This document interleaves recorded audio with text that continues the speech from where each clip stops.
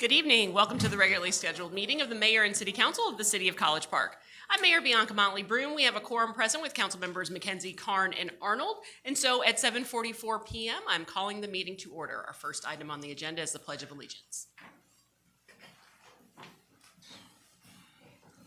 I pledge allegiance to the flag of the United States of America and to the republic for which it stands, one nation, under God, indivisible, with liberty and justice for all. Chaplain Walker is doing our invocation this evening.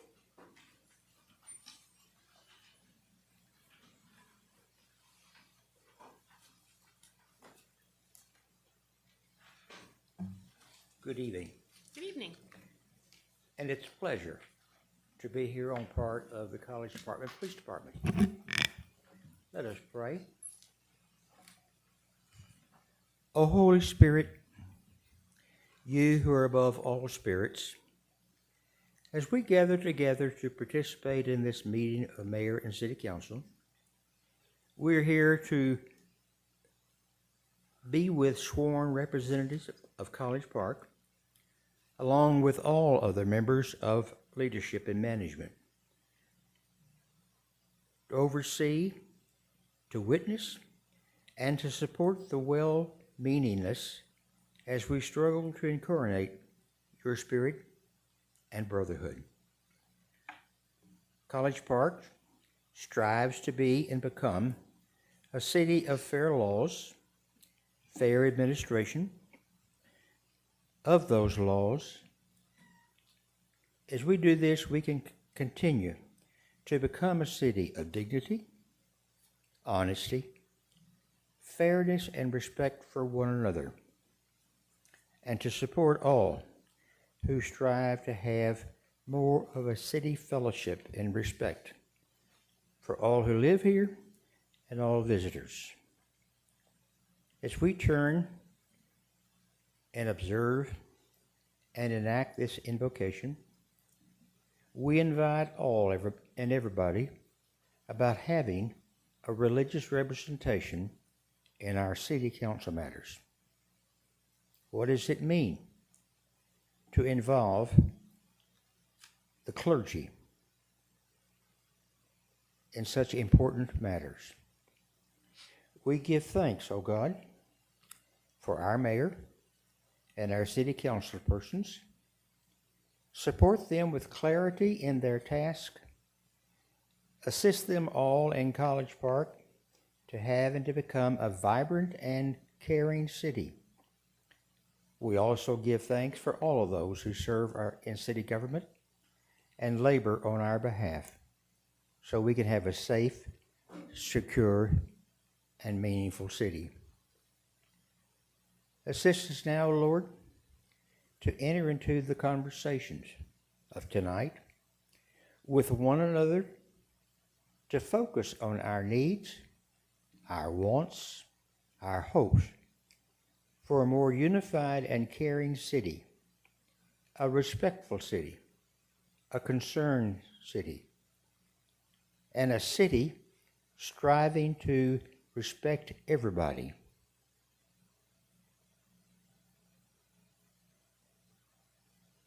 Some of us, O Lord, will be talking and saying to one another. Some of us will witness the sharing of the other by video. We'll hear and share along with everybody we can what we say here and now to become more of who we are as a city. We are thankful and authentically interested in support of freedom in these days in our city and in the world. To have a life possible, to enjoy the fruits of freedom, so we can be proud of who we are, who we have been, and where we want to go, and to incarnate our values in the light of your Spirit.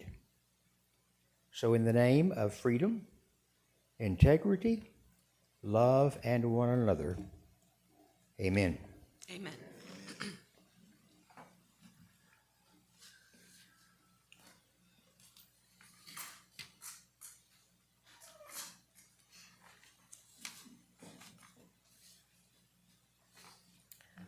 Good evening, Mayor and Council, Good evening.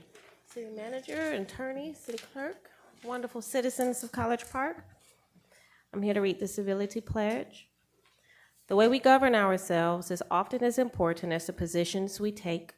Our collective decisions will be better when differing views have had the opportunity to be fully vetted and considered. All people have the right to be treated with respect, courtesy, and openness. We value all input. We commit to conduct ourselves at all times with civility and courtesy to each other. Thank you. Thank you, Chief.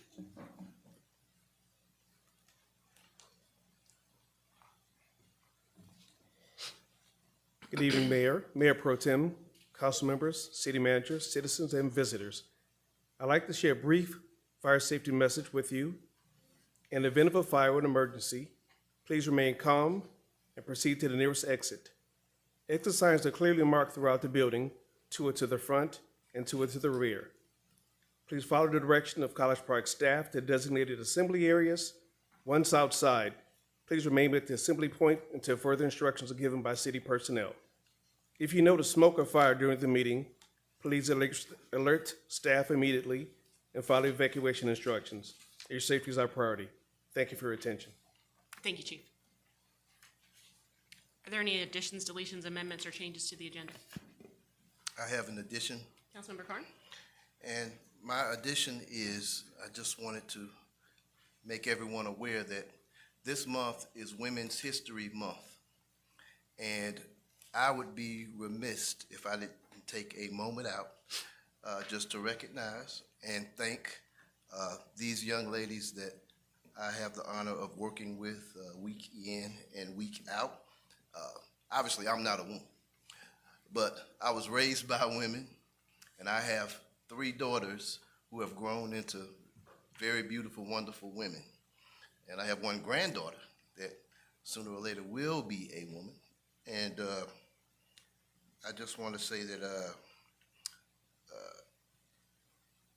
you all are doing a great job in representing this community very, very well. It's a breath of fresh air from what I was used to up here.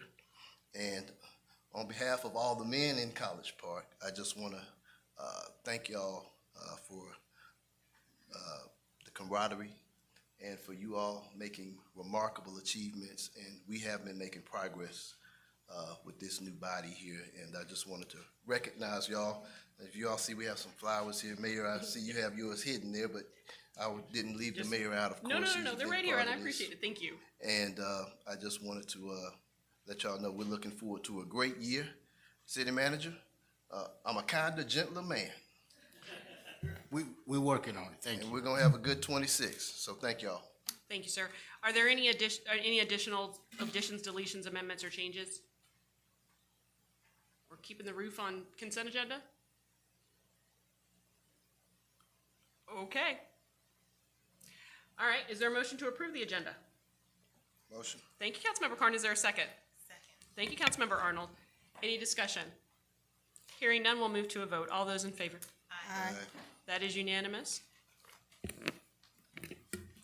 Item 4A, consideration of an action item to appoint Ms. Jamaica Spencer as a Ward 4 Sanitation Ambassador. This item is sponsored by Councilman Roderick Gay. Is there a motion?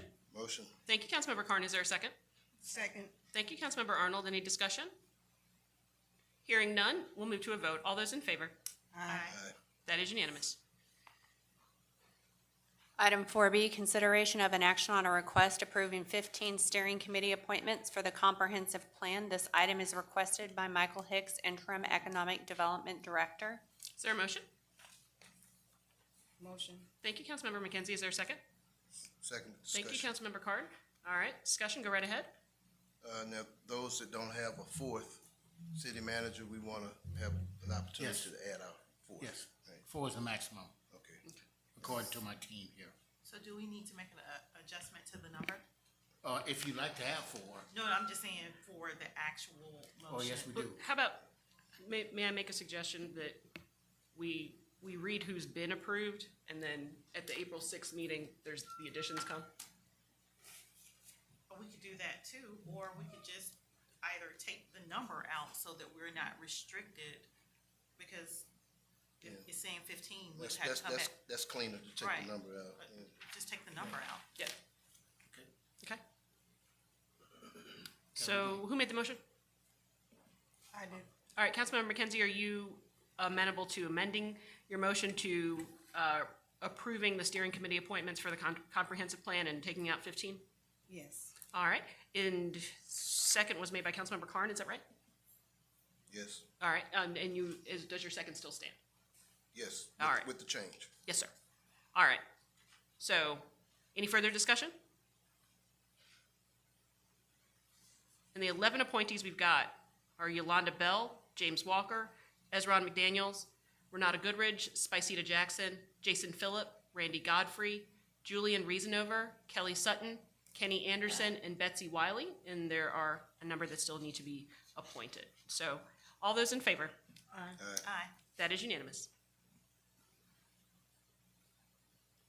Item 5A, workshop session minutes dated March 2nd, 2026. Is there a motion to approve? So moved. Thank you, Councilmember Arnold. Is there a second? Second. Thank you, Councilmember McKenzie. Any discussion? Hearing none, we'll move to a vote. All those in favor? Aye. That is unanimous. Item 5B, regular session minutes dated March 2nd, 2026. Is there a motion to approve? Motion. Thank you, Councilmember McKenzie. Is there a second? Second. Thank you, Councilmember Arnold. Any discussion? Hearing none, we'll move to a vote. All those in favor? Aye. That is unanimous. Item 6A, consideration of an action authorizing the preparation and presentation of a City of College Park proclamation recognizing the Southerner online and journalists Lark McCormick and Chloe Loach for their thoughtful and unbiased reporting highlighting the approval of the Roderick Gay Botanical Garden Initiative in College Park. This item is sponsored by Councilman Roderick Gay. Is there a motion? Motion. Thank you, Councilmember McKenzie. Is there a second? Second. Thank you, Councilmember Arnold. Any discussion? Hearing none, we'll move to a vote. All those in favor? Aye. That is unanimous.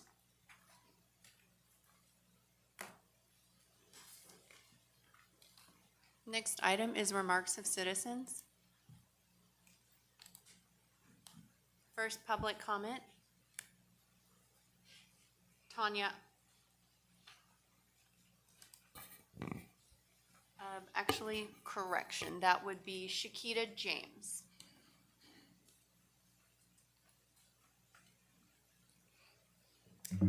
Thank you, and good evening, Mayor and Council. My name is Dr. Shakita James, and I'm here tonight as a mother and a resident of College Park. I'll start by saying I'm not on social media much, and I don't nearly pay as much attention as I should to the politics of this city. However, what I do care about is what most moms care about, the safety and well-being of her children. I woke up this morning and was shared a post on Facebook that references my son and an AI-generated image in his like list taken from my family photos. It was posted by adult or adults who use his name and photo to post something that has nothing to do with him and merely to use his name and likeness as clickbait.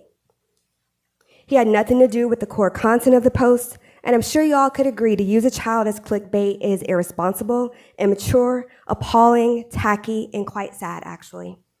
Instead of keeping a disagreement where it belonged between adults, he was made into a mocking political post. Now, this sounds like a personal problem, something I need to deal with, but why am I speaking before council? What disturbs me is that, in my opinion, it's bigger than this Facebook post. This is part of a larger pattern of connection or influence being led by the City of College Park and its officiants. And I read the city's official public announcement related to this game made by a private citizen, and it reminded me of another official public announcement released just a few weeks ago from the City of College Park, again in response to a private citizen post. It's been since taken down. So that raises some questions for me. Why is this overreaction from the city communication using city resources, and on a Sunday, might I add? What's the real reason and who's really driving these public announcements and posts? Is there a connection or influence? And for context, I checked. The Facebook post promoting this game has modest engagement. So in a city of this size and this stature, I think it's fair to ask what made this rise to a level of official city communication. I looked at the city's trends of public announcements where I see things about road closures, filming, water advisory, public meetings, etc. So these announcements stood out to me. They didn't feel routine, they didn't feel considered, they felt elevated, they felt overreaching, they felt directed, and they felt personal. And it makes it hard for me to not just ignore that these are just some random persons online. The admins of these Facebook pages that perpetuate and allow children to be dragged, do business with the city of College Park, and regularly engage with a few council persons. One of the admins actively receives payment from the city of College Park to provide services. The other has been posted as a government strategist. So when I see these kinds of posts online and see a child used as clickbait in this same atmosphere, it's fair to ask whether this is truly independent commentary or part of a broader city or College Park connected effort to shape, direct, or amplify the response to private citizen commentary. It's the city's duty to govern, not retaliate, to serve, not personalize, and to keep personal grievance and hurt feelings out of policy, out of spending, and out of the use of public influence. That responsibility is owed to every citizen.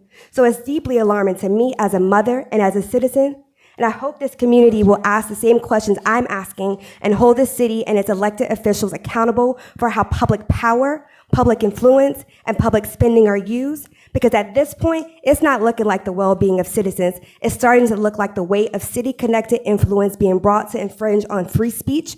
And when that climate reaches children, and my child is going too far. Children should be off limit always. Thank you. Thank you.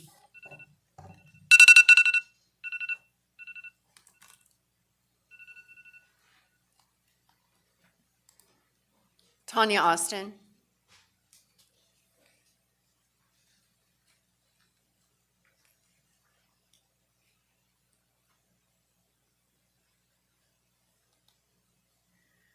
Good evening, everyone. Good evening.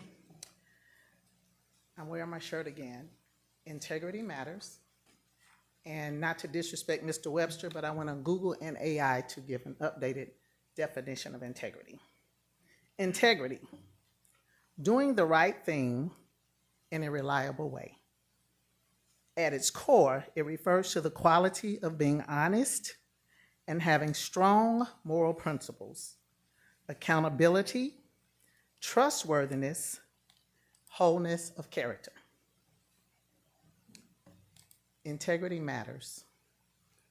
Another definition, karma. An individual's intentional actions, thoughts, words, and deeds that can determine their destiny in life.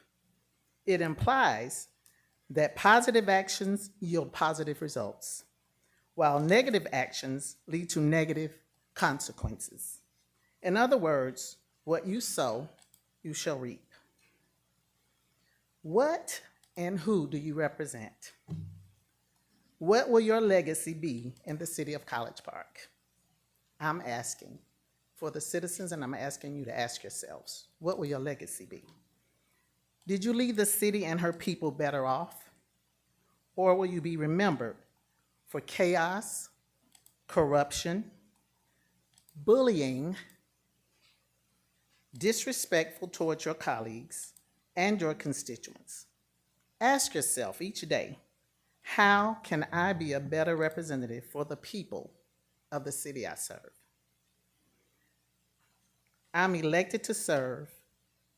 Ask yourself, how can I do this better? I didn't ask, what else can I put my name on? What other event can I have to get votes? I asked, how can you better serve the people that you were elected to serve? Ask yourself every day, what will my legacy be? The nation, the state, the county, and the city of College Park is in need of leaders that represent integrity. We all need that. You need it, we need it. This nation is bleeding. College Park doesn't have to bleed. It doesn't have to bleed. You're responsible for how we're represented. And I'm asking you to serve the people of this city with integrity. We are absolutely exhausted from the negative press. and the behavior of adults that we elected to serve. We're exhausted. Integrity matters, people. It matters. My ward representative, I'm calling on you. Thank you, ma'am.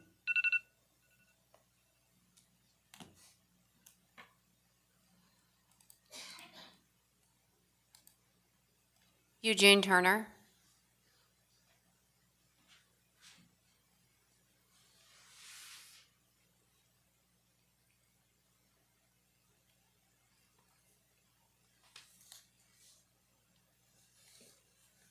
Good evening, Mayor and Council. My name is Eugene Turner. I'm coming to you as the President of the Youth Civic Advisory Board and the Mayor of the Youth Council. First off, I'd like to thank you all for approving our trip to DC, Washington, DC, from March the 12th to March the 15th. I just thank you for allowing these funds to come to us so we can enjoy the experience. We were able to view the African American Museum, as well as even go to Miss Nakima Williams' office, which is one of our representatives. Over the trip, it allowed the youth of College Park of these two boards to bond and just experience what life like in DC. So I'd like to thank you for that as well. And also, I'd like to thank you all for giving the funds the $100,000 as well as approving the $6,000 for the Youth Civic Advisory Board College Park Care Initiative that we will be having this Sunday at Keith James Auditorium from 2 to 4 p.m. I'd just like to thank you all for investing in the youth and allowing the youth to make an impact in the city. Thank you. Thank you.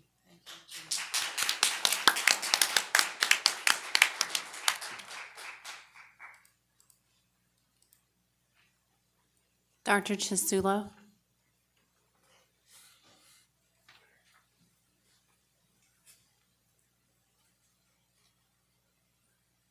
Greetings, Mayor and Council. I'm here in behalf of uniforming the Main Street corridor. John Dukes has proposed and carried out many infrastructure improvements for the citizens of the city of College Park. One of the most recent projects is the pedestrian signs along Main Street. And now he is proposing uniforming of the Main Street corridor. He needs the citizens, the mayor, and the council to support his effort. He has a vision of the city becoming a model city in the South. And he, too, is demonstrating his love and work and how it can benefit all citizens, businesses, pedestrians, homeowners, and visitors. Our city of College Park can be the chief benefactor from its citizens, seeking to improve the plight of all citizens in College Park. So I ask you again to support uniforming of the Main Street corridor, support us in becoming the model city that loves to bring value to the people of College Park. Thank you.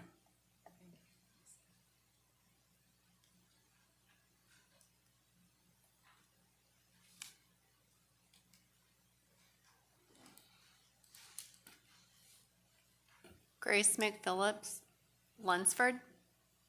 She's not here. She couldn't make it.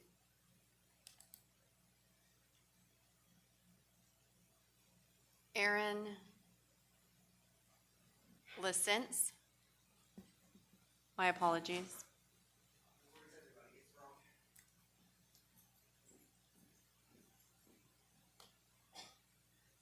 Good evening. Good evening. Hi, I too am here in support of the effort to reconfigure the lanes on US 29. My name's Aaron. I live on Rugby Avenue. I frequently patronize the businesses that are right down the street from me. And the proposal that John Duke has done, or that John Duke has put forth to reduce the number of lanes from 2 in each direction to 1 northbound and 2 southbound, would make the street safer and also make it a little bit easier for pedestrians and help the businesses that are set up there. And I'm not the only one that thinks this way.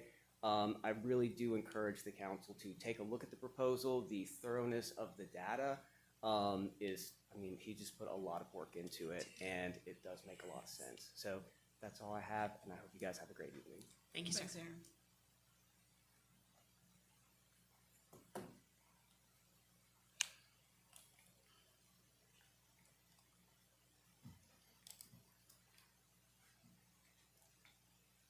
Lorenzo Weich?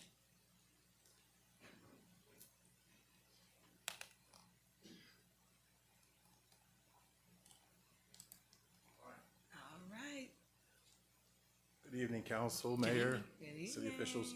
My name's Lorenzo White. I represent the Breakfast Boys, property owner 3387, 3389, and Valerie Lee represents property owner at 3391, 3393, 3395, 3397. And so we represent a nice chunk of what was mentioned earlier, the proposal to create a more walkable Main Street. And so we think it'll help our businesses because we want to attract more of the locals. We get a lot of folks that come from all over, but we like to see folks walk from behind us to come up. And sometimes it might be walking a dog, or it might be just, pushing a stroller.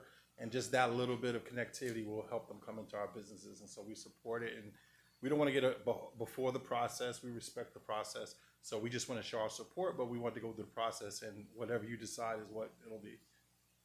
That's all I have. Thank you. Thank you.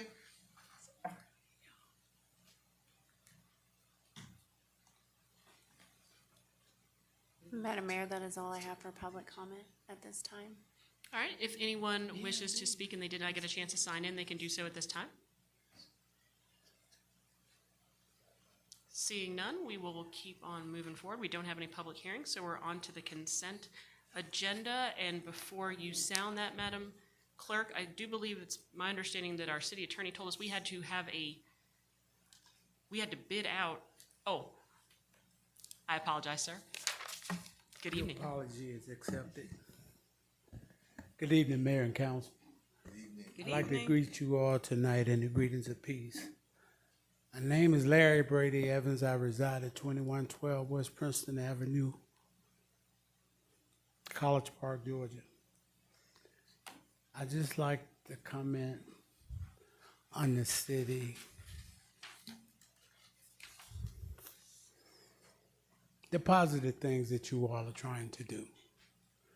And I thank Jamil for her work, Joe for your work, Mayor, and also you, Miss Tracy. Roger Gay, he's not here. But you guys are trying hard to bring the city together. I see a lot of egos that's clashing. And it don't help because from what I hear from the city, they're not happy with the way things are going in the city. And they feel that you guys are representing us in a negative way to the world. Because the world is looking at this. It's not just local people. You guys represent College Park. And this is where I was born in 1959. And I've never seen such behavior outward.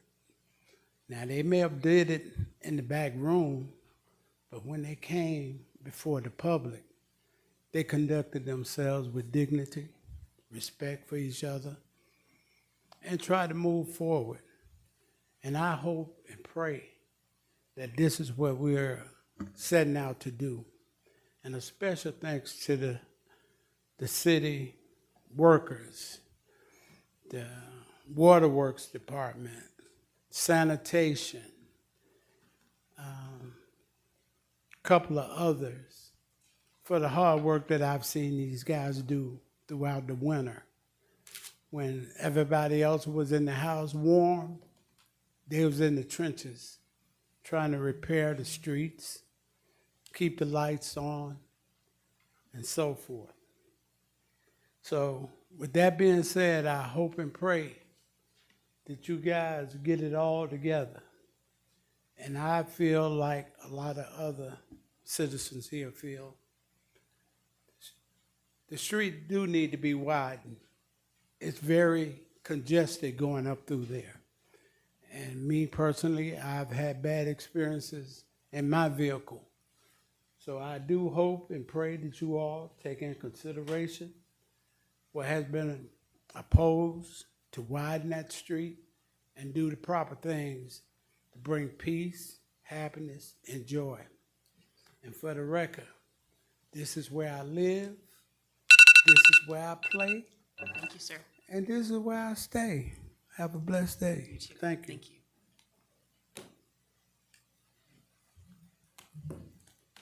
All right, so, if there's anyone else who wishes to speak? Seeing none, before you sound the consent agenda, Mr. Denmark, you said we needed to bid out this project on the roof, is that correct? Madam Mayor, I sent a memorandum to the governing body this afternoon or this morning, I can't remember which. My position is stated therein, and I don't have anything further beyond that. Okay. Madam Clerk? Well, question. Councilmember Carr? I'm aware of the memorandum now, but now we've had contractual roof services in the past over at the convention center. I think it's something that needs to be done. In terms of those past contractual services, is that something that we could piggyback on from one of those for this repair? In my opinion, no, sir. I mean, we are purporting to spend nearly $5 million on a construction project, and we're constrained by both state law and our own policy. So, like I said, I set forth my position in my memorandum. That's my legal opinion, and so the council is free to make a decision that it feels appropriate. But I felt that it was my obligation to give you the benefit of my legal counsel. All right. Point of, I don't know if it's point of order, on this. Councilmember McKenzie? I see there was an email that was sent from the attorney. I'm just getting a chance to read it. So if I had read it before, I would have asked to move this to the regular session agenda. I do think that unless this is something, I'm seeing this is supposed to be an emergency. I think we just need to discuss this. So I know it's late in terms of removing it, but I do think that now with this information from Attorney Denmark, that we should consider moving this to regular session. Is there a motion? I just made the motion. You said you were considering, so are you making the motion to remove it? I'm making the motion to move it to regular session. That'd be item 9C, and so then it would become item 10J. Is there a second? Second. Thank you, Councilmember Arnold. Any discussion? Councilmember Carr? City Manager, I just want to hear from you in terms of. Yes, thank you. That was the attorney's opinion. This has been bidded. The roof is leaking. It's been leaking for a while. They put an emergency memo. We're having to give money back to our patrons because the roof needs to be fixed. It was bidded. We have our purchasing director here, can explain to you all how it was bidded. And it was on the consent agenda. Okay, Hold on. Wait, Okay, well, I didn't. Hold on, wait, hold on. If there is discussion to be had on it, then let's just have the discussion and move it to 10J. Because there needs to be an explanation. But, According to whom?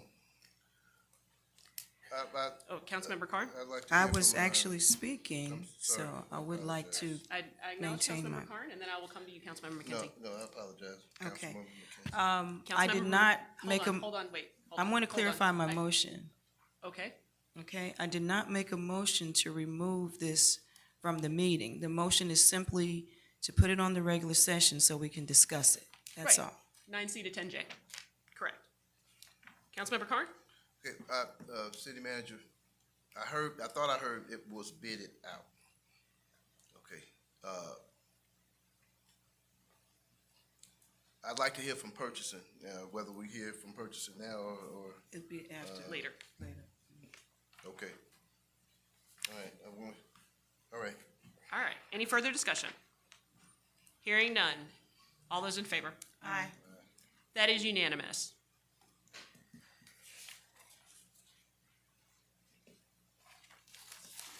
Item 9I, consideration of an action on our request to approve the purchase of 2 new chiller water pumps at the cost of $31,363 and the rental of 2 chillers water pumps at the arena until the new pumps arrive under the city's emergency purchasing policy. This is necessary to ensure uninterrupted service to clients and maintain operational continuity. Due to the urgency of the issue, the city manager has approved the 2-month rental of $38,419. The combined total is $69,782. This item is requested by Executive Director of the Gateway Campus, Giannis Barner. This is a budgeted item, Fund RM DP Equipment GL account number 556525360 and other equipment 556547640, fiscal year 2025 to 2026. This will service Ward 2. 9B, consideration of an action on our request to pay the contractual services invoices for Nova Engineering and Environmental LLC for the building department and plan review services in the amount of $19,691.25 for February. This item is being requested by Sabrina Walters, Inspections Operations Manager. This is a budgeted item, Fund Contractual Services, GL account number 100-7252-6170, fiscal year 2026. This services all citywide items. Is there a motion to approve the consent agenda? Motion. Thank you, Councilmember McKenzie. Is there a second? Second. Thank you, Councilmember Arnold. All those in favor? Aye. Aye. That is unanimous. First item of regular business, 10A, consideration of an action on a request for a special event permit from Foster Foundation to host Campaign College Park Community Day 2026 on August 8th, 2026 at Badgett Stadium. This item is requested by Queenie Brown, Deputy City Clerk. This item is located in Ward 1. Is there a motion? Motion. Thank you, Councilmember McKenzie. Is there a second? Second. Thank you, Councilmember Arnold. Any discussion? Hearing none, we'll move to a vote. All those in favor? Aye. That is unanimous. Item 10B, consideration of an action on a request to approve the professional services agreement for Ignite Resource Group for fiscal year beginning July 1st, 2026. This item is sponsored by Councilwoman Dr. Jamel McKenzie. Is there a motion? Motion. Thank you, Councilmember McKenzie. Is there a second? Second. Thank you, Councilmember Carn. Any discussion? Hearing none, we'll move to a vote. All those in favor? Aye. Aye. That is unanimous. Item 10C, consideration of an action on a request to approve $2,500,000 from the Hospitality Fund to include projects funded by the Tourist Project Development TPD account, GL account number 275-4975-526-300, fiscal year 2026. This item is sponsored by Mayor Pro Tem Joe Carn. Is there a motion? Motion. Thank you, Councilmember Carn. Is there a second? Second. Thank you, Councilmember Arnold. Any discussion? Hearing none, we'll move to a vote. All those in favor? Aye. Aye. That is unanimous. Item 10D, consideration of an action on a request to approve,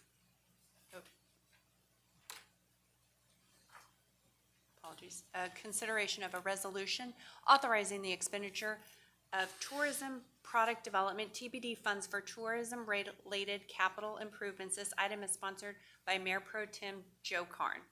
Is there a motion? Motion. Thank you, Councilmember Carn. Is there a second? Second. Thank you, Councilmember McKenzie. Any discussion? Hearing none, we'll move to a vote. All those in favor? Aye. That is unanimous. 10E, consideration of an action on a request to approve the allocation of $1,165,000 previously included in the fiscal year 2026 budget transfer for Phase 1 of the Godby Road Park project. This item is being requested by Lance Terry, Interim Director of Recreation and Cultural Arts. This item is budgeted in fiscal year 2026. GL account number 100-6122-547920 and will serve all wards. Is there a motion? Motion. Thank you, Councilmember Arnold. Is there a second? Second. Thank you, Councilmember McKenzie. Any discussion? Hearing none, we'll move to a vote. All those in favor? Aye. That is unanimous. Madam Clerk, before you sound, this next one will remove opportunities from the Planning Commission to work on public land. And we may see the genesis of this with the Bill Evans Park project.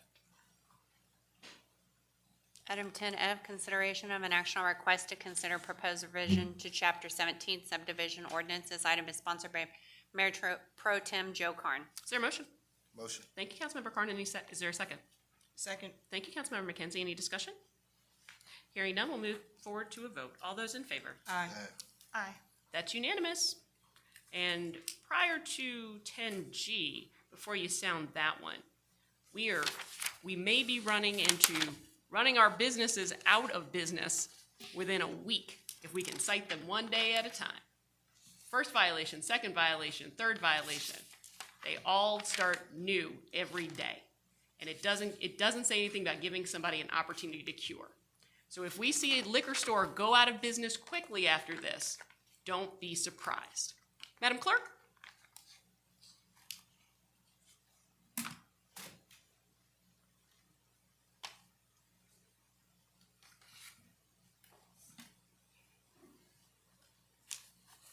Ten G, consideration of an action on request to approve an ordinance amending Chapter 3 Alcoholic Beverages, Article 2 Licenses, Section 3-27 and 3-46 of the City Code to revise distance requirements applicable to the sale of malt beverages and wine by the drink to update minimum penalty provisions for alcoholic beverage license violation.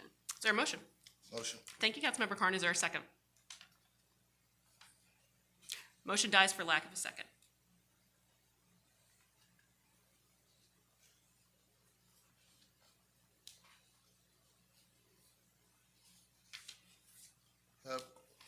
Question. Councilmember Carn? All right, so your issue is the 3 strikes starting over again. Is that your main issue with this? This needs discussion. This needs a workshop. Because someone could come in on Monday, Tuesday, and Wednesday and issue the same citation, and that third violation means that that person loses their license, and they may be in the process of trying to cure. That's not business friendly. That's not fair to the people who have invested in this community. If we've got a problem, we give them an opportunity to cure it, and there's no discussion of that, but I think it needs further discussion, but it did not get a second to move forward for consideration. So I think I'd be happy to have a conversation about it, whether we put it on the next workshop to discuss, but in its current form, the way it reads, a store could be out of business in 3 days and just get cited on Monday, Tuesday, and Wednesday. I have a suggestion. Well, it did not get a second. A point of order. I have a substitute motion. What is your substitute motion? City Attorney, What is your substitute motion? What's your substitute motion? what I would recommend is. Council member, I'm the chair. Please direct your comments toward me. What is your substitute motion? I'm trying to say it. I was interrupted. My substitute motion would be reconsidering this with including an appeals process in the event that there are 3 consecutives that would come up for consideration based on the circumstances. And I'd like you to put together some additions there that would accommodate that process where it's not completely zero tolerance, where there is an appeals process for fairness. But that's not in this right now. Again, this is my substitute motion to approve this with the addition of an appeals process to be codified into the language. Is there a second on that so someone could get shut down and then appeal? Again, the appeals process would not shut them down. It would come before us. They can either be shut down or they can appeal. And in the interim of the appeal, we'd allow them opportunity to operate, obviously, pending the result of the final appeals decision, which would come to us at the end of the day. Or the Alcohol License Review Board, whichever one is y'all's pleasure.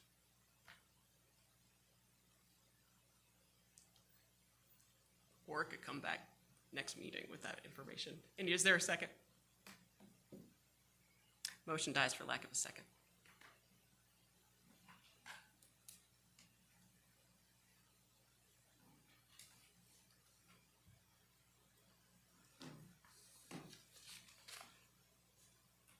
Item 10H, consideration of an action on a request to approve a resolution establishing guidelines for the city fund reserves and city bond policy. This item is sponsored by Mayor Pro Tem Joe Carn. Is there a motion? Motion? Councilmember Carn, can you be specific about your motion? Does it include a financial policy that we shall have 50% of our general fund budget in reserves and that our goal is to have 60% in reserves? That is correct. We'll have the addition that the minimum fund balance would be at 50%. However, we will set a goal for 60% fund balance reserve. This would be implemented in the 27-28 budget cycle as opposed to the 26-27. Is there a second? Second. Thank you, Councilmember Arnold. Any discussion? Hearing none, we'll move to a vote. All those in favor? Aye. That is unanimous. Tonight, consideration of an action on request to approve an ordinance amending section 2-22 of the Code of Ordinances to establish unanimous voting requirements for certain financial actions. This item is sponsored by Mayor Pro Tem Joe Carn. Is there a motion? Motion? Thank you, Councilmember Carn. Is there a second? Second. Thank you, Councilmember McKenzie. Any discussion? Hearing none, we'll move to a vote. All those in favor? Aye. Aye. That is unanimous.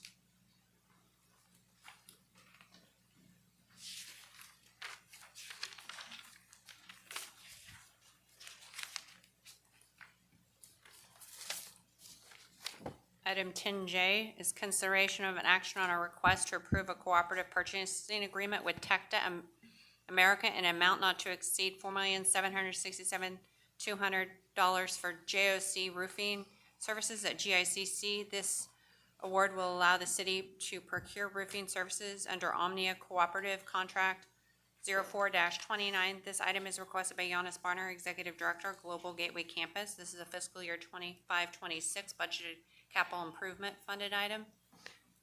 For fiscal year 26, this item will serve Ward 2. Is there a motion? No motion. I'd like to discuss this item Can we can move without, to, before we vote. Point of order. I propose we discuss this item before there are any motions. I want to hear from the purchasing director, and I want to hear from the city manager and the city attorney before we vote. council member? That's my Councilmember, motion. please, I would ask that you not interrupt me. Thank you. We need a motion, and then we can have the discussion. That's And my that's motion. the Motion for the discussion. motion to discuss. Okay, so you want to supersede Robert's Rules of Order and have a discussion. We're following Robert's rules. This is a motion for discussion. It's in Robert's rules. That's my motion. Can you cite to specifics on that? I'm not familiar with that. That is my motion. All right, is there a second on the motion to have discussion without an item on the floor? Second. Thank you, Councilmember McKenzie.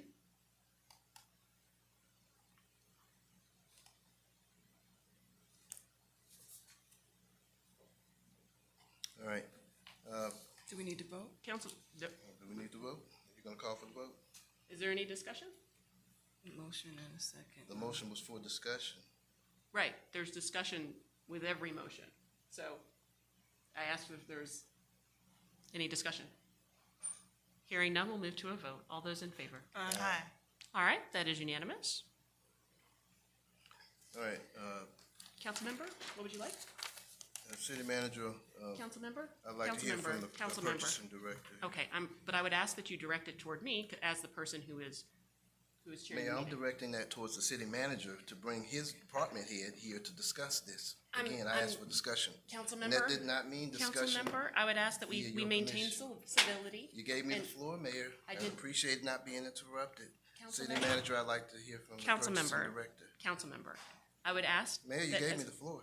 Councilmember, I'm not here to get into an argument with you, and I would hope that we could embrace some civility here. I And still I would- have the floor. Councilmember, I would ask that when you are making a comment, that you address them toward me. Mayor, because- no one else addresses comments towards you. If they have a comment for the city manager, the city attorney, or the city clerk, they address them towards those people. That has never happened here.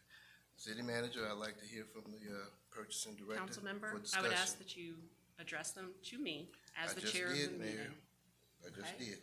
That's all I'm asking, all right? Please, would you do that? I already did that. You gave me the floor. Mr. Hicks? Madam Mayor, can I proceed? Yes, sir. Okay.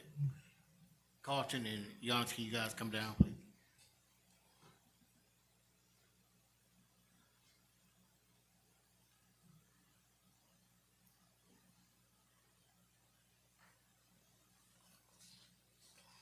Mayor and Council, Good evening. City Manager, City Attorney. Yes, this was also bidded out, and it was bidded twice. And I'm gonna let the purchasing manager explain the twice bidding, so. Good afternoon, Mayor and Council. Carl Hall, Procurement. So to kind of clarify, Omnia is a cooperative. So cooperatives are bidded out. So it went through Omnia Partners and it was competitively bidded out. So that project has been bidded. So there was a bid that did go out on our platform, but after conversation with Mr. Giannis, I felt it was better to go through a cooperative. Could you make sure you're speaking into the microphone? Thank Sorry. you. I felt it was better to go through a cooperative agreement, which is through Omnia Partners. Mr. Hall, was there with Omnia, what is their process? So, for example, a company or a school system may reach out to Omnia. It says, hey, we have this JOC, and we need to put this out for bid. JOC. So, job ordering contract. So, when that goes out, it's bidded nationally. So they'll have the bids that receive nationally. Then that entity will do the same RFP process, evaluations, and all of that. So it still goes through a procurement process. It's just nationally. Mr. Denmark, does that assuage your concerns? Somewhat, but I'm not certain whether or not the specifics of our project was bid nationally or whether it was just projects in general. So can you explain what the specific and the particulars of our project to replace our roof that was specifically bid out nationally? No, so that job ordering contract, that actual service was bidded out nationally. And so we're just piggybacking off of that contract. I guess my concern is, was the public aware that the city of College Park wanted to solicit bids so we can get the best competitive price for the roof repair at the GICC? Was that put out to the public such that they could competitively bid on that particular job? Initially, yes, it was put out to the public, but after discussions, I felt it was best to go to the cooperative. So to answer your question, yes. It was initially, but that's not where we are now, correct? Correct, correct. So we're in a different place now, okay? And that different place is what gives me concern, because it's a lot of money. It's a huge construction project, and state law requires us to bid construction projects over $250,000, barring some circumstance, one of which being an emergency procurement or something along those lines. So what's my goal in sitting here? Not to frustrate anybody's efforts, but if I don't say these words, then I'm accountable for not having said these words. Now, you vote your pleasure, but I express my concerns in writing, and that's kind of where I stand. I believe that we need to comply with both state law and our policy to bid this specific project to the public. Question. Councilmember Carn? City Manager, I understand this outfit is here, Teka. I'd like to hear from them just briefly on these bids. Hold on one second. Then I had several other questions for purchasing. So whoever the principal person is. Hold on one second. Hold on. Gentlemen, have a seat. We'll call you up in a second. I asked for you, Mayor, you gave me the floor. I would like to hear from this outfit regarding the bid, Teka America. If they're here, I'd like you to come on down, please. Sir, as the chair of the meeting. Mayor, you gave me the floor. Not to direct other people to move. Okay? Mayor, everyone that has the floor directs other people and asks questions of other people. That's nothing unusual. Councilmember, I'm not here to fight on this. I just give me 1 second before these gentlemen come down. I'll make sure that they come down. Thank you, Mayor. I appreciate that. There was no bid that went out for this particular time. We did it in the past, but it did not for this time. Correct, yes. And state law says that for a public works project, Mr. Denmark, we have to bid that out if it is over $250,000? That's what state law says, yes, Madam Mayor. Okay, all right. Gentlemen, if you'd like to come down.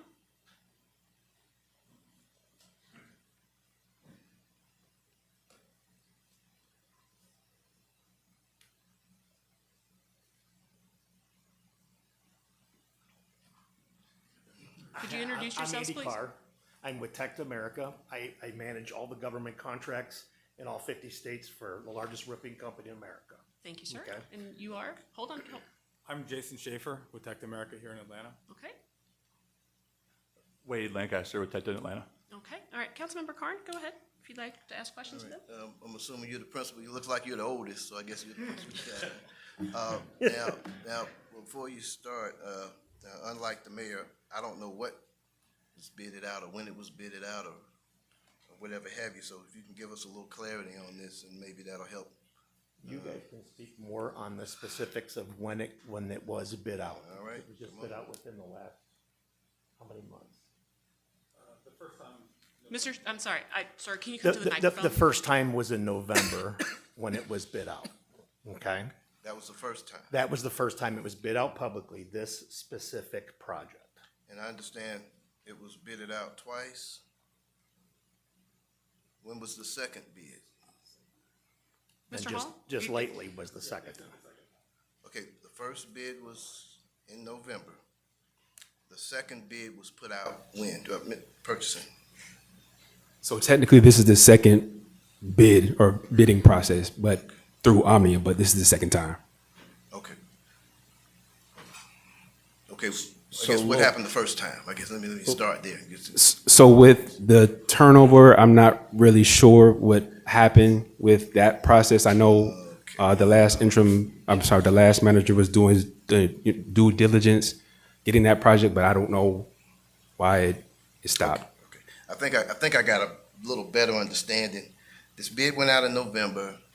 Obviously, there were some things in limbo. We made some changes in purchasing. We made some changes in management. The bid was put out. Meanwhile, the roof keeps leaking. Now, a couple other questions I have. Mr. Barner, now correct me if I'm wrong, but we are moving into our high season, I'd imagine. Yeah, we're moving into our busy Congratulations. season. Okay. Yes. All right. Next question.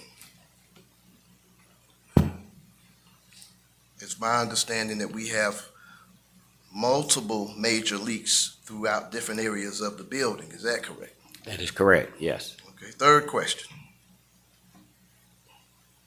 I guess the gist of this is this an emergency repair?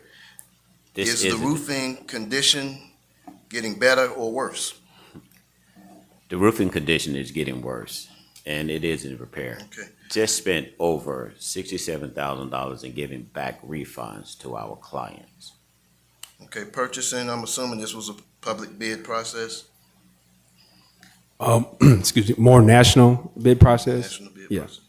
Okay, now, I don't know everything about the bidding rules and guidelines, but if a bid goes out and there are changes administratively, that bid is still out. And if a new purchasing director comes in and receives the bids in for that bid, if there's still a need for the project, I guess I'll put it like this. I would consider, based on the questions that I've asked, and I'm not a roofer and I'm not a bidder, but here's what I do know. If you've got a house and the roof is leaking, now, is it an emergency? Well, most homeowners would say yes, but there's some legally that would say, well, no, it's not an emergency. However, if that home is a bed and breakfast, a B&B, then you darn well better believe it's an emergency because I'm going to lose my business and my customers are not going to rent. Is that right?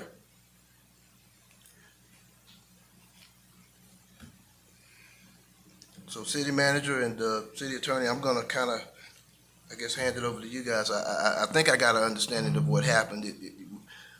You know, we Hold on, wait, hold on, wait. You can hand it back to me.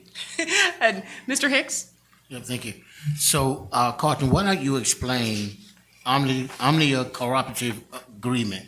Tell everybody exactly what that means and what the bidding process is like. So Omnia Partners is a cooperative purchasing, and we can piggyback. When I say we, entities, local governments can piggyback off of that contract and utilize it for those services that are listed for JOC.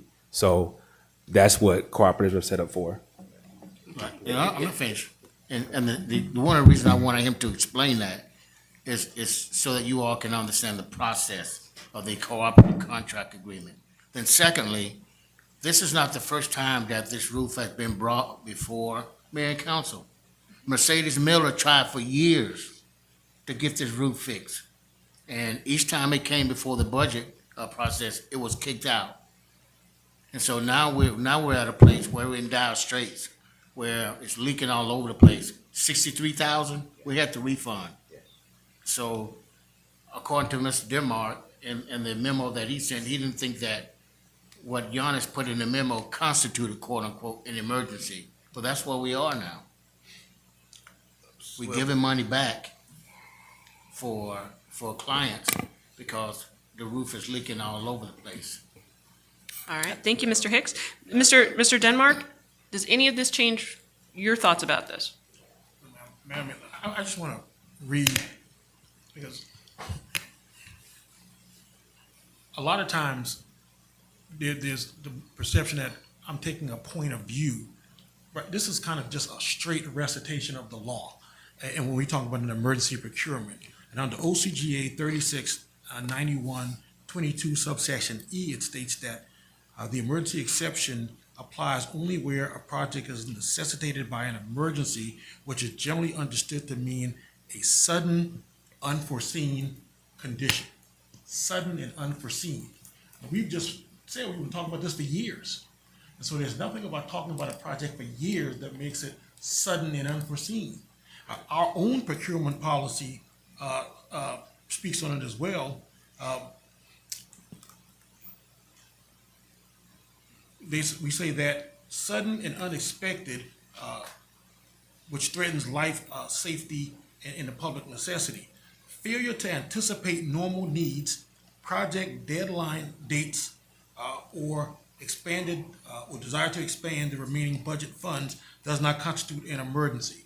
So, delayed maintenance, those types of things, that doesn't constitute, and that's our own, not the state of Georgia, but the city of College Park's own manual says that. So, again, I need to reemphasize what my goal is here. My goal is to say the words that I need to say to you, because it's my job to say these words to you, and you'd hold me accountable if I don't say these words to you. And so we cannot call something that we've known about for years an emergency. It may be, and our policy even says that, the fact that we haven't planned or budgeted or we've delayed repairs or our administrative lag in our own process. Those things are real, but those things don't constitute an emergency.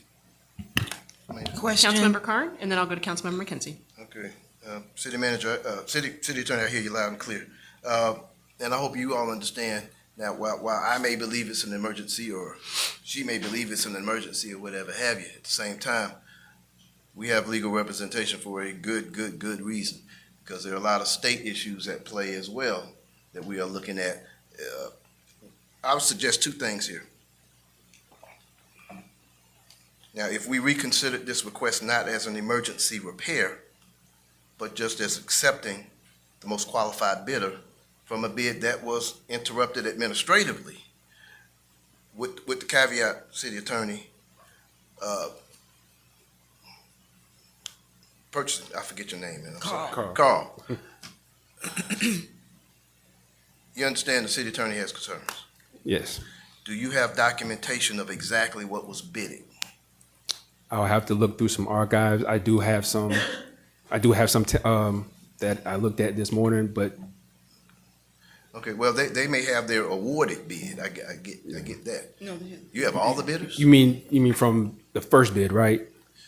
Are you talking about this? The first public bid that went out to everybody.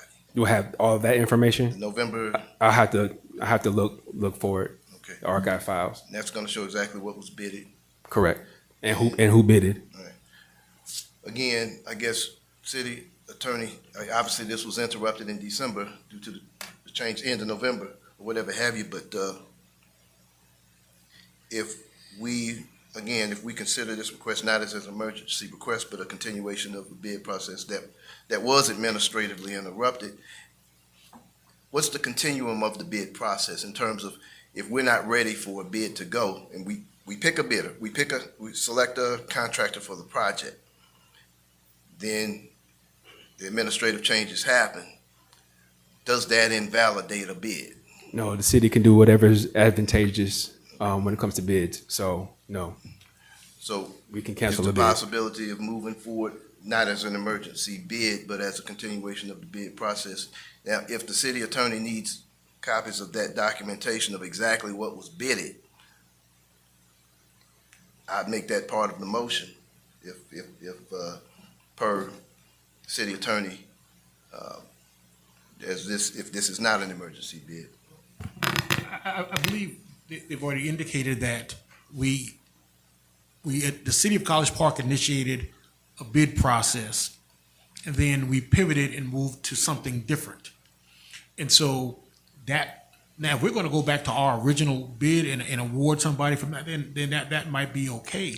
But when the public bid requirements, there are standards, things that we have to do, the way we have to publish it, the way we have to advertise it, we have to go through a process. And, a lot of times governments are sued often because of procurement issues. Because we could have someone say, well, I would have loved to have bid on that. That's a really nice job. I didn't get the bid on that. And then we get bid protests and challenges and lawsuits, and people might be motivated given this dollar amount. And so all I'm trying to do is help us keep the car in the road. And so I could look at what we did previously, and we may be okay, but I've not seen those documents, so I'm not in a position as I sit here this evening to say, that's fine, that would be okay. But I would be remiss in my responsibilities if I didn't tell you guys these things. Councilmember McKenzie? Okay, so, I think we all can agree that the roof needs to be replaced, okay? And we all can agree that it's going to be done. I think with what we have going on right now, let's just make sure that we do it so that we are above reproach. So, whatever that looks like. So if it's, I don't know, Winston, if you need to look at the prior bid to see, or if it's just that we need to go back out, put it out again. And I mean, the roof has been it's got to get fixed because we're getting ready to hit the rainy season again. April showers bring May flowers, right? And when it rains, it pours in College Park. And then we have graduations and all different things coming. So this is, in my opinion, it is urgent. But since it's not qualifying as an emergency, if we have to take 3 more weeks or 4 more weeks to get this done, let's do it. So that's my opinion on that. But let's move forward. Councilmember Carn? I understand where we're coming from, and we definitely want to be precautious and make sure we're doing this correctly and legally. I would entertain recommending approving this contingent upon the city attorney's review of this bid to make sure that this is the same result of a fair bid process that started in November. How about this, Joe? Is there a motion? I want to offer an amendment on his motion. See if he will take this. Wait a minute, hold on. Hold on. Councilmember Carn, is that a motion? Well, if the city attorney would be amenable because it involves the city attorney's office. Okay, then since the city attorney would be amenable to that, then it is a motion. Okay, All right, and I want to add on to it. Hold on 1 second. Madam Clerk, do you have that motion? Because we were still in discussion, so I was going to try to add on to what he was saying before Wait, the hold on, actual motion was made. just give me 1 second. Just give me 1 second, I'll be right with you. Contingent upon city attorney review I would. as the first bid process in November of 2025. Essentially, right, approval contingent upon the city attorney and city manager's review of this bid in terms of the original bid to make sure that this is the same results of a fair bid process that occurred prior to the administrative Okay, that's interruption. Well, I just want to make sure it's clear so you understand why we're doing it this way, because there was a disruption, but we don't know if that disruption invalidates the November bids in the process. Councilmember McKenzie? I'd like to offer amendment on your motion, because I don't want to see this get stuck. And if it goes to the city attorney and we find out that it needs to be done differently, I want you to have the approval from the council to move forward with the bid process. So I would like to add, and if the city attorney finds that this is not acceptable, that you can move on with the bid process immediately. You got me, Joe? Fair enough. Okay. All right. Is there a second? Second. All right. Can the clerk read the entire motion, please? Thank you, Councilmember Arnold.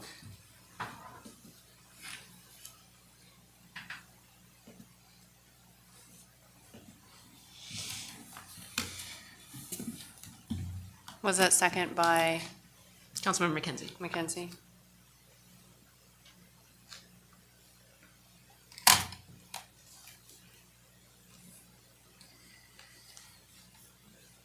Madam Mayor, I'll admit,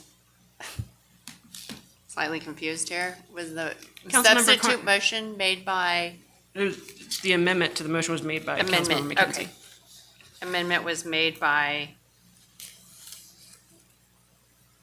Councilwoman McKenzie. McKenzie.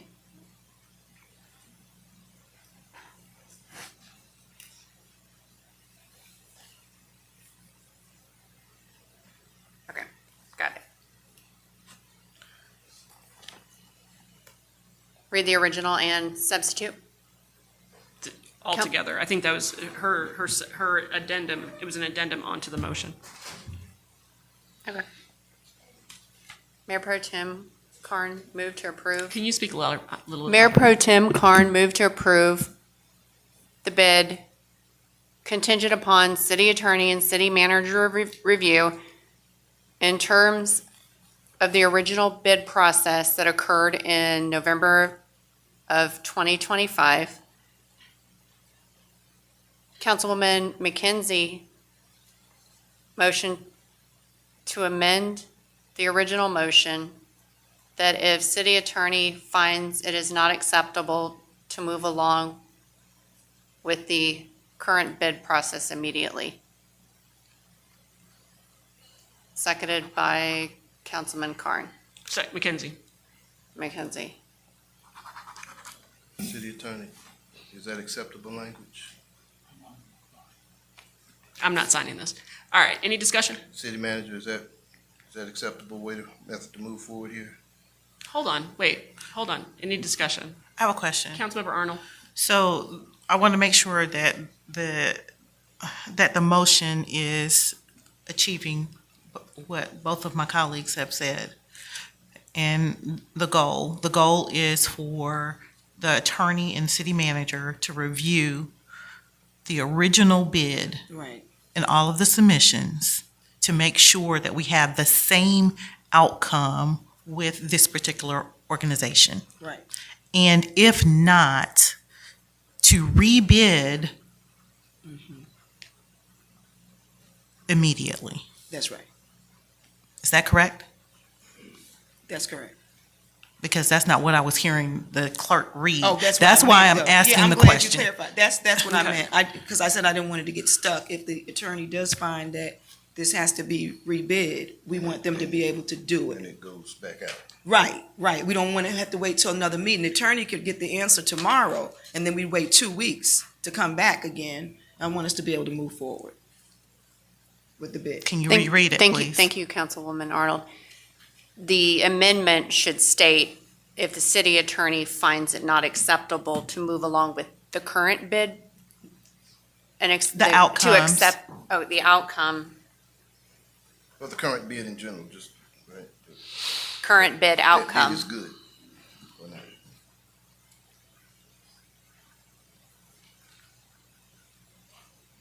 I've noted that with the current bid outcome. Thank you. Can you read the whole thing, please?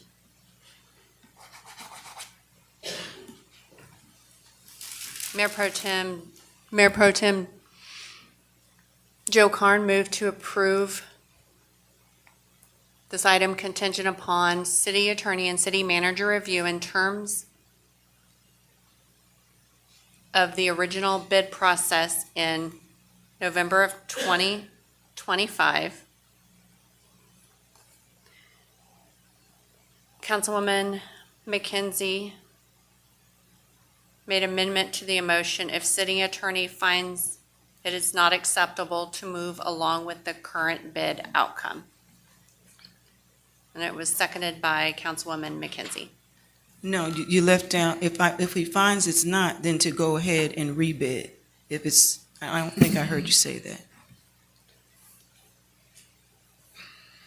If the attorney finds that the former bid process is not acceptable, that our procurement manager will go forward with a rebid Procurement manager will move along. immediately.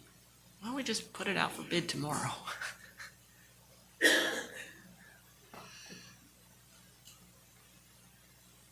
The reason we wouldn't put it out for bid tomorrow, because if we find out that the bid is good, we already have selected the vendor. That's Okay. why. Noted. This is based off of the Omnia. This package is based off of Omnia. Mr. Denmark has told us, in his legal opinion, Omnia is not sufficient on this size of a project to comply with Georgia law. Correct? Yes. All right. So, no. And so I understand there was a bid process that happened in November. Was this same company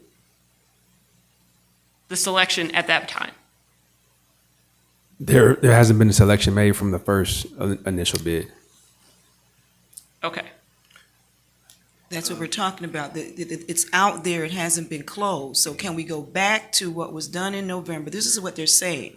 Can we go back to what was done earlier and pick it up from there and make a selection? I think we got it. That's what we're talking about. She doesn't seem to understand. Well, Mayor, we're legislating right now. We're in the legislative process right now.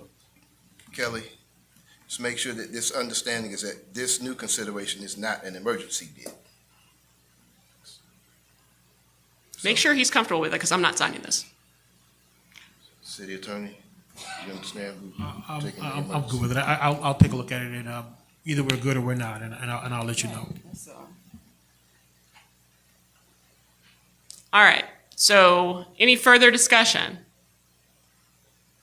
All those in Yes, favor, wait, there Councilmember is- Arnold? There is further discussion because we don't have her reading the entire, Yeah, let's I want to make sure get that this the right. language is clear. That's right, exactly. Far from clear. City Attorney, just make sure it's Let me clear for you, and City Manager. Well, you understand, but it's gonna be put in these minutes and it'll be wrong. Let's hear it. Okay, Mayor Pro Tem Joe Carn motion to approve this agenda item contingent upon city attorney and city manager review in terms of the original bid process that occurred in 2025. Councilwoman McKenzie amended the motion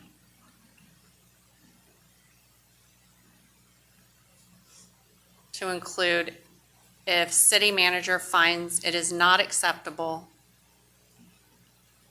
And attorney. It's actually if the attorney finds that it's not acceptable. Not acceptable to move along with a new bid. No, with the along. with the pre-existing bid process. Okay, if the city attorney finds that it's not acceptable for us to continue the bid process, the former bid process. The former bid Yeah. process. Then a new bid or a rebid will be done with immediacy.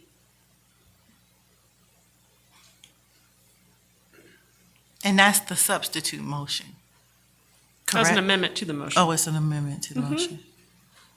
Winston, is that what we need? It's a little bit convoluted at this point, but I mean, that almost gets there. Okay. I do want to just add that this sentence, that this reconsideration is not an emergency bid, just so that's clear. So there's a difference between, the substitute was not an emergency. The one on the agenda was classified that way. Okay, So it is a substitute motion. yes. All right, can someone state the full motion one more time?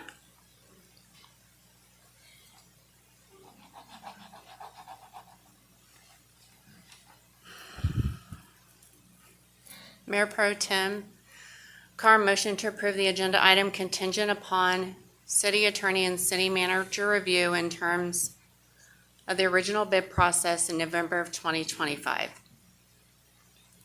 Councilwoman McKenzie amended the motion to include if city attorney and city manager find it is not acceptable to move along with the former process, then a new bid will occur immediately. Okay, that's what I And there's another sentence, right, that Councilmember Carn just said? This reconsideration is not an emergency, will not be an emergency bid. Reconsideration is not an emergency. This substitute motion will not be an emergency bid, just so that's clear. The substitute motion is not an emergency? It's not an emergency bid, which is what was on this agenda.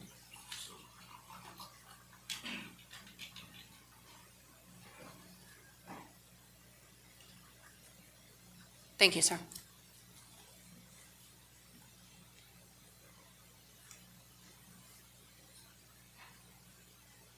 One more time?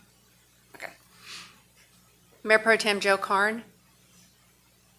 Motion to approve this agenda item contingent upon city attorney and city manager review in terms of the original bid process in November of 2025.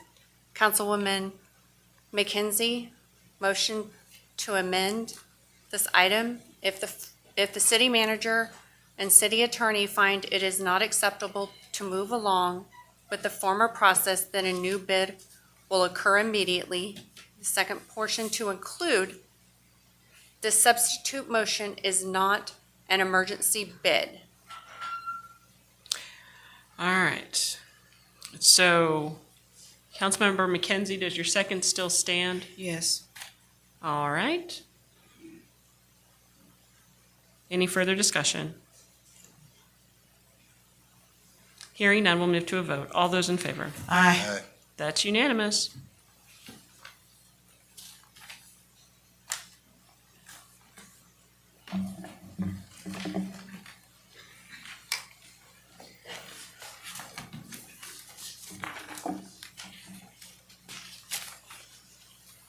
Next item, city attorney's report. Mayor and Council, I sent you by email, I sent a bunch of emails today, but I sent you by email some proposed legislation in terms of personnel matters, agenda setting matters, and I just commit those to your consideration. I'm going to reach out to each of you individually over the next several days to discuss these proposed legislation. Sometimes when I identify areas of organizational weakness or ways that we can improve, I reluctantly draft proposed legislation for your review and consideration. That's what I've done here, and I hope that we can have meaningful conversations about that legislation that will lead to them being placed on a future agenda. That's all I have.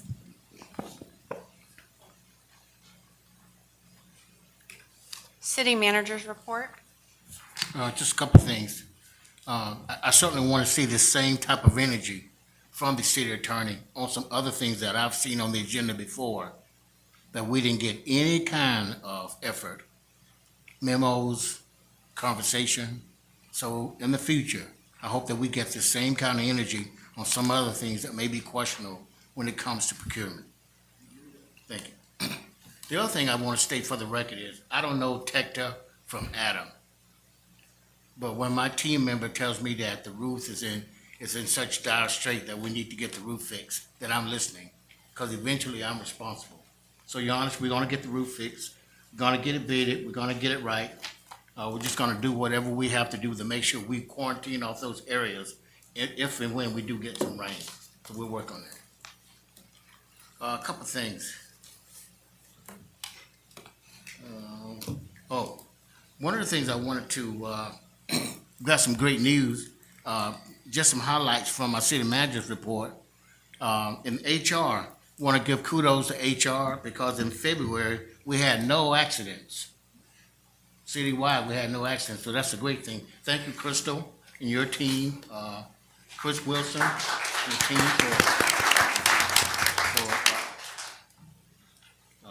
Chris Wilson, he will show up in your department, or he'll ride around the city and you don't know he's there, but he's looking for those things that could get us in trouble, so thank you for that, Crystal. Also, I understand from HR that we're also due a refund because we had low loss prevention in the month as well, so we'll find out what that number's gonna be. Let's see. Almost there. Just kudos to what Councilman Carn said earlier, National Women History Month. Just want to say kudos to our leaders here, Madam Mayor. Thank you for being a leader. Councilwoman McKenzie, thank you for being a leader.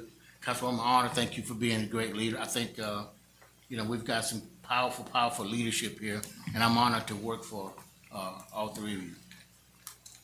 And that concludes my report. Thank you. Thank you, sir. Next, report of mayor and council. Well, I want to congratulate you, Mr. Hicks, on being the sole finalist for the city manager position. And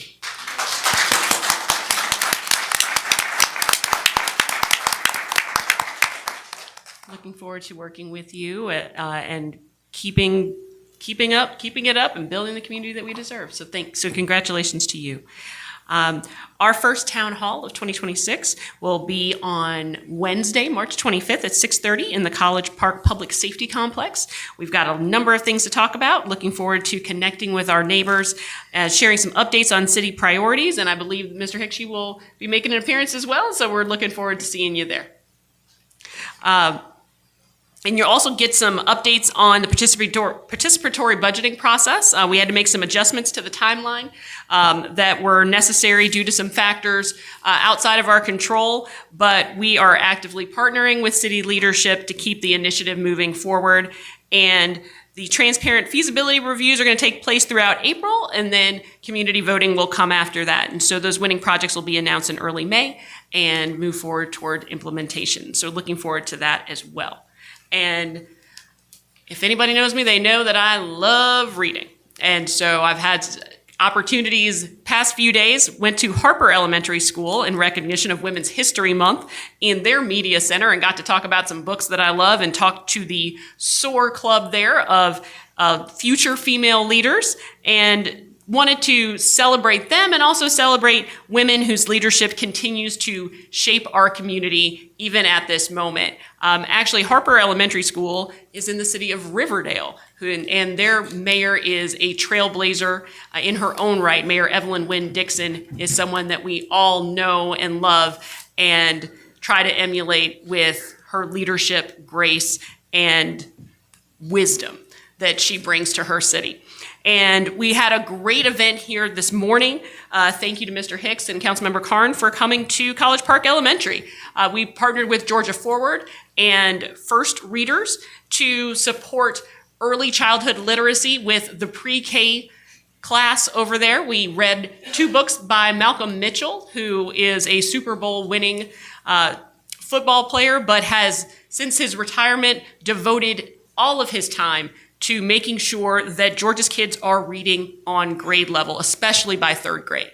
Because we know if kids are not reading on grade level by 3rd grade, their outcomes are diminished. Those positive outcomes are diminished. So First Readers, and it's FERST, brought books for every single pre-K student. They got 3 books, and they will continue to get books, 1 a month. And there were some really bright, happy smiles in there, and it was great to meet them all.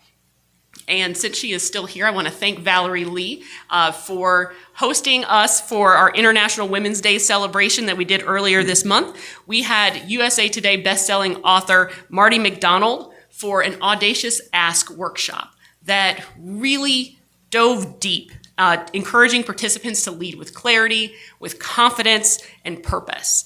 And the event really reflected the strength and the vision of the women of College Park. And it was great because it was a space where everyone felt safe to share and felt supported. And I just want to thank Valerie and her team. Want to thank Buttermilk Biscuit, Leanna for her support as well, because everybody had to eat too. And Tarita Rogers from Amazon came by, and we were happy to see her as well. It was phenomenal.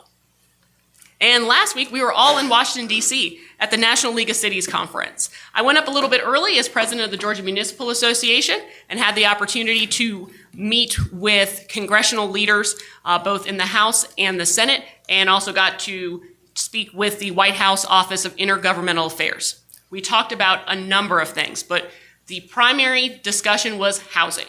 Housing, housing, housing.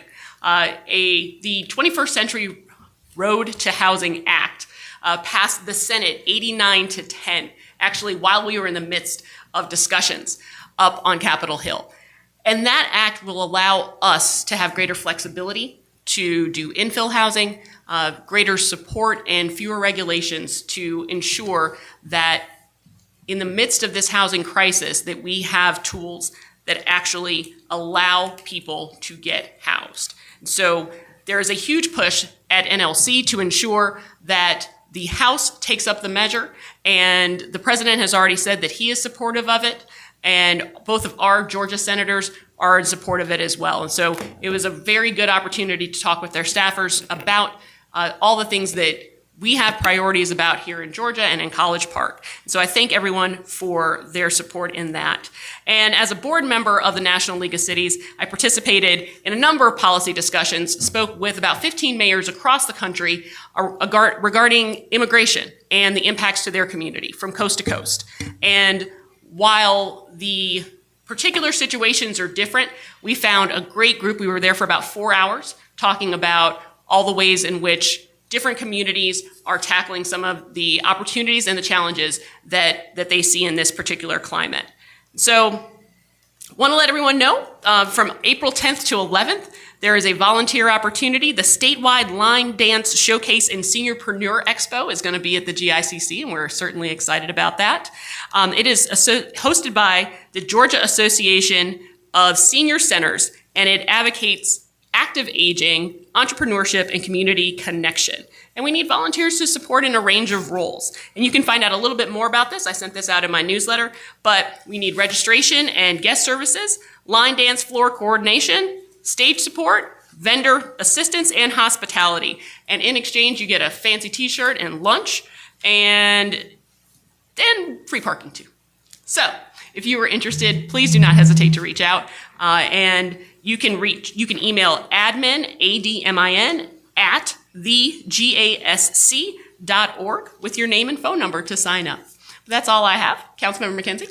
Yes, before you play the video, and I know you're getting it ready, I do have a couple of announcements to make. I'm going to start on a sobering note, and then hopefully we can make our way to some things that are a little bit more pleasant this evening. I want to send out condolences and our deepest sympathy to the families of the pilots that were succumbed to injuries in the Air Canada Flight 8646, which was in LaGuardia this morning. And in fact, the entire airport was shut down. The plane had approximately 72 passengers.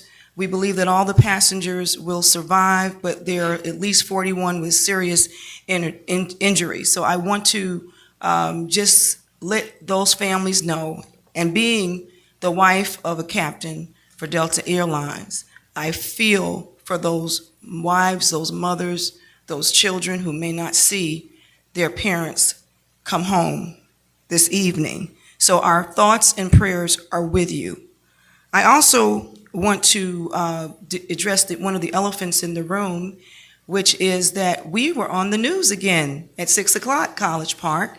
And we are on the news tonight because the mayor, rather than communicating with me about my state of the ward expenses, did an open records request, or I don't know if she got it from the clerk, however she got it, but she shared it with community members. And they were given all of my financial spending for the month of February and left them to try to figure out what was spent on the state of the ward. Of course, the numbers are totally incorrect because the numbers are for the 8 activities that I held in the month of February. But I think that the more pressing issue is the fact that the residents of this city and Ward 1 deserve, we talk about building a community we deserve, they deserve to be able to celebrate the accomplishments of the citizens of the city of College Park in Ward 1. We have several residents that served with the Ward 1 team, and we have done amazing things, including our youth. In fact, Eugene was there and did an amazing welcome. This was an opportunity to showcase the city of College Park, not Jamel McKenzie, but Ward 1, hardworking residents of Ward 1, and letting them know exactly how their community enhancement dollars are being spent. But beyond that, giving them an opportunity. In fact, I said to the news reporter, I said, the same way Mr. James created a game to engage people to be able to look at boring things like numbers, I created with the Ward 1 team an opportunity and a venue where we could get community engagement. Our average community town hall in this city may have 20 to 30 people. We had over 200 persons that night, to include Sheriff Patrick Labatt, Shay Alexander, the Fulton County Clerk. We had the governor's office there. We had Nikema Williams' office there. We had Commissioner Pitt's office there. We had our honor color guard there. And we had Bill Crane from WSB, Maria Boynton from V103, Jock, and a young Jock, and lots of people. But it wasn't just that. It was about the fact that we were overwhelmed the next day with residents making phone calls, and I sent some of the text messages even to the news so they could see, saying, we are so proud to be residents of Ward 1. That is how we create the community we deserve. We give back to our residents. We spend our tax dollars on the people, and we celebrate the people. And you know, it's less than $15,000. And somebody will say, oh, you shouldn't have spent that much money. Look, I spent $45,000 on my 60th birthday. If I can't spend $15,000 to celebrate the people of the city of College Park and the amazing work that we have done, shame on me. Now, it's my hope that in the future, as we look at Women's History Month, I'm grateful for the relationship that I share with my colleague, Tracy Arnold. I'm glad that we can talk and we can share and we can assist each other as colleagues and women of faith. I am praying that we can experience that with all 3 women, and that by next March and Women's History Month, we'll be sitting up here as sisters who can communicate with each other, colleagues that understand that this work is not easy. And the last thing that we want to have is one of us attacking the other. The world can be brutally cold, and as an elected official, we have very few rights and privileges. We have to deal with people saying whatever they want to say about us, and we have no legal right to do anything about it. So the people that we depend on are each other. If I can't give my sister a compliment, if I can't support my sister, then who is there for me and who can I be there for? And I think last, the question that we should be asking ourselves as a city, is there a reason why we have not celebrated all 4 wards of the city of College Park through a state of the city? Union City's getting ready to have theirs. City of Atlanta just had theirs. Is there a reason why this city cannot come together and have one amazing, fantabulous state of the city event where we celebrate everything rather than operating in silos and thriving on division? and citizens. I heard the ladies come here tonight. It broke my heart. Now, I don't know what we can do, but the fact that we have citizens attacking other citizens on Facebook groups, we've got to change this narrative, folks.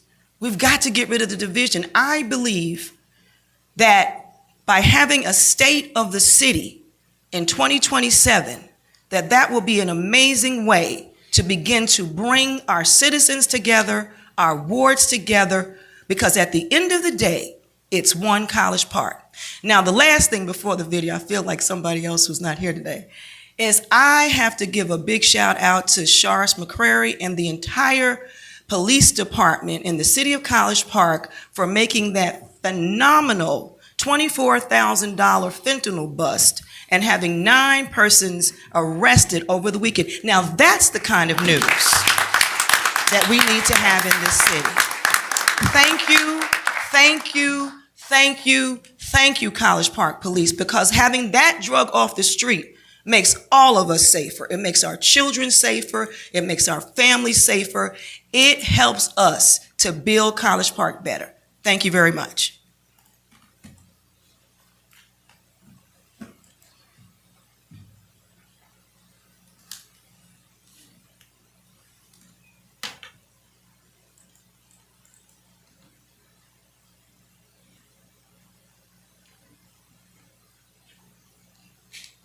This is Dr. Jamel McKenzie with my March 23rd Council Report. You know, March is National Women's History Month, and it's been an amazing one. And one thing I can say about women making history, just speaking for myself, and I believe for every single woman who's being honored here today, we don't do what we do to make history. We do it to make a difference. We see a need, we jump in, we make the difference, and that becomes history.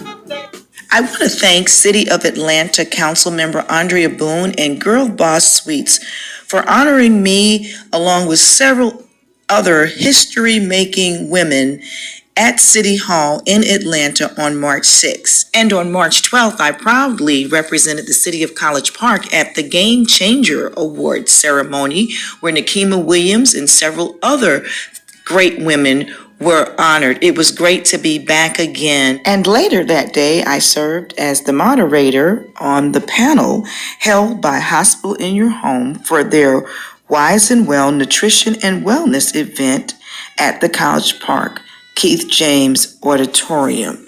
A really great information sharing and even some great food as well for our seniors. And I want to thank the members of our community who have started the cleanup of the College Park Cemetery. They've had 2 sessions so far, and it's looking great. The highlight of the past few weeks has been taking our Youth Civic Advisory Board to Washington, D.C., along with our city's Youth Council. We took our youth to the Capitol, and they were able to actually visit Congress and the Senate. We had time in Congresswoman Nikema Williams' office, and just lots of great information was shared and great experiences. I think one of the most sobering experiences was actually visiting the African American History Museum by Smithsonian. We learned a lot and carried a lot back home with us, and we're looking forward to even next year and doing even more and attending the NLC conference along with our students during the time that we are in Washington, D.C.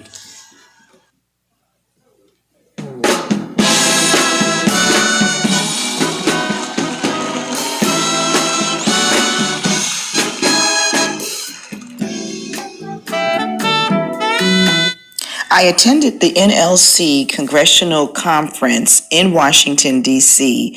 with my colleagues, and it was a very informative conference. We were able to celebrate women during that time. We attended the Women in Government lunch-in and valuable sessions with information that we're bringing back home. On the 17th, I served as a panelist for Promise Career Institute's State of the Promise address.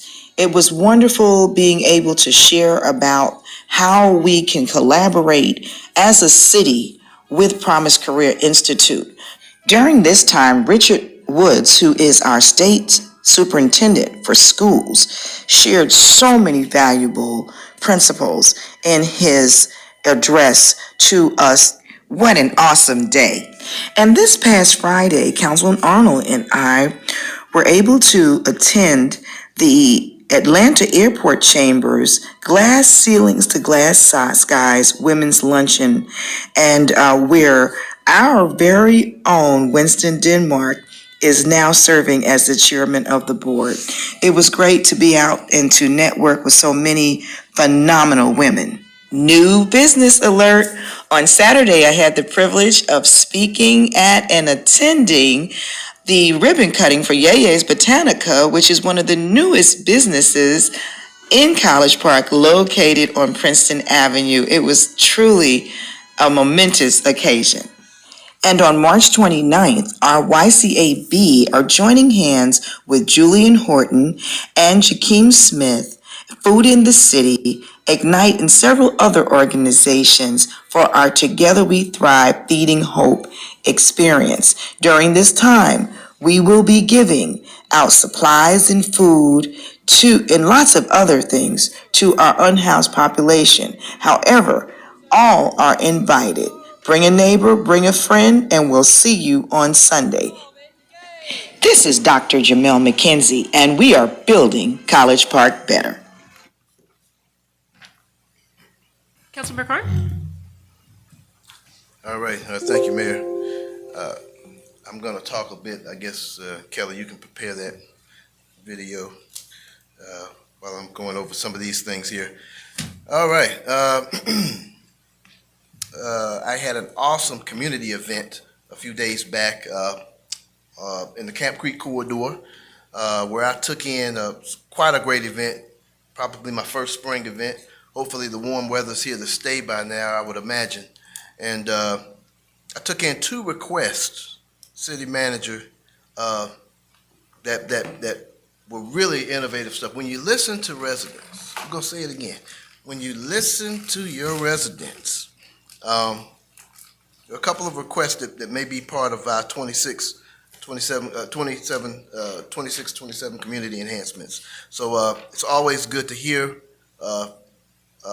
right from the grapevine, exactly, from the source. It's just so important. The National League of Cities Congressional Conference was very, very productive. And it just reconfirms our responsibility that we have in terms of public service. It was a very educational situation, and we're looking at some amazing opportunities that I've taken back from that conference. Folks, we have to debate, we have to discuss, we have to deliberate, as well as legally, to stay on the right side of the Georgia codes.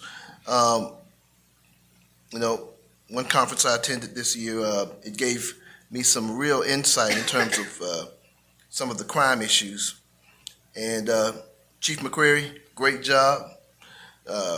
Big drug bust. That's what I'm talking about, and that's where the rubber meets the road.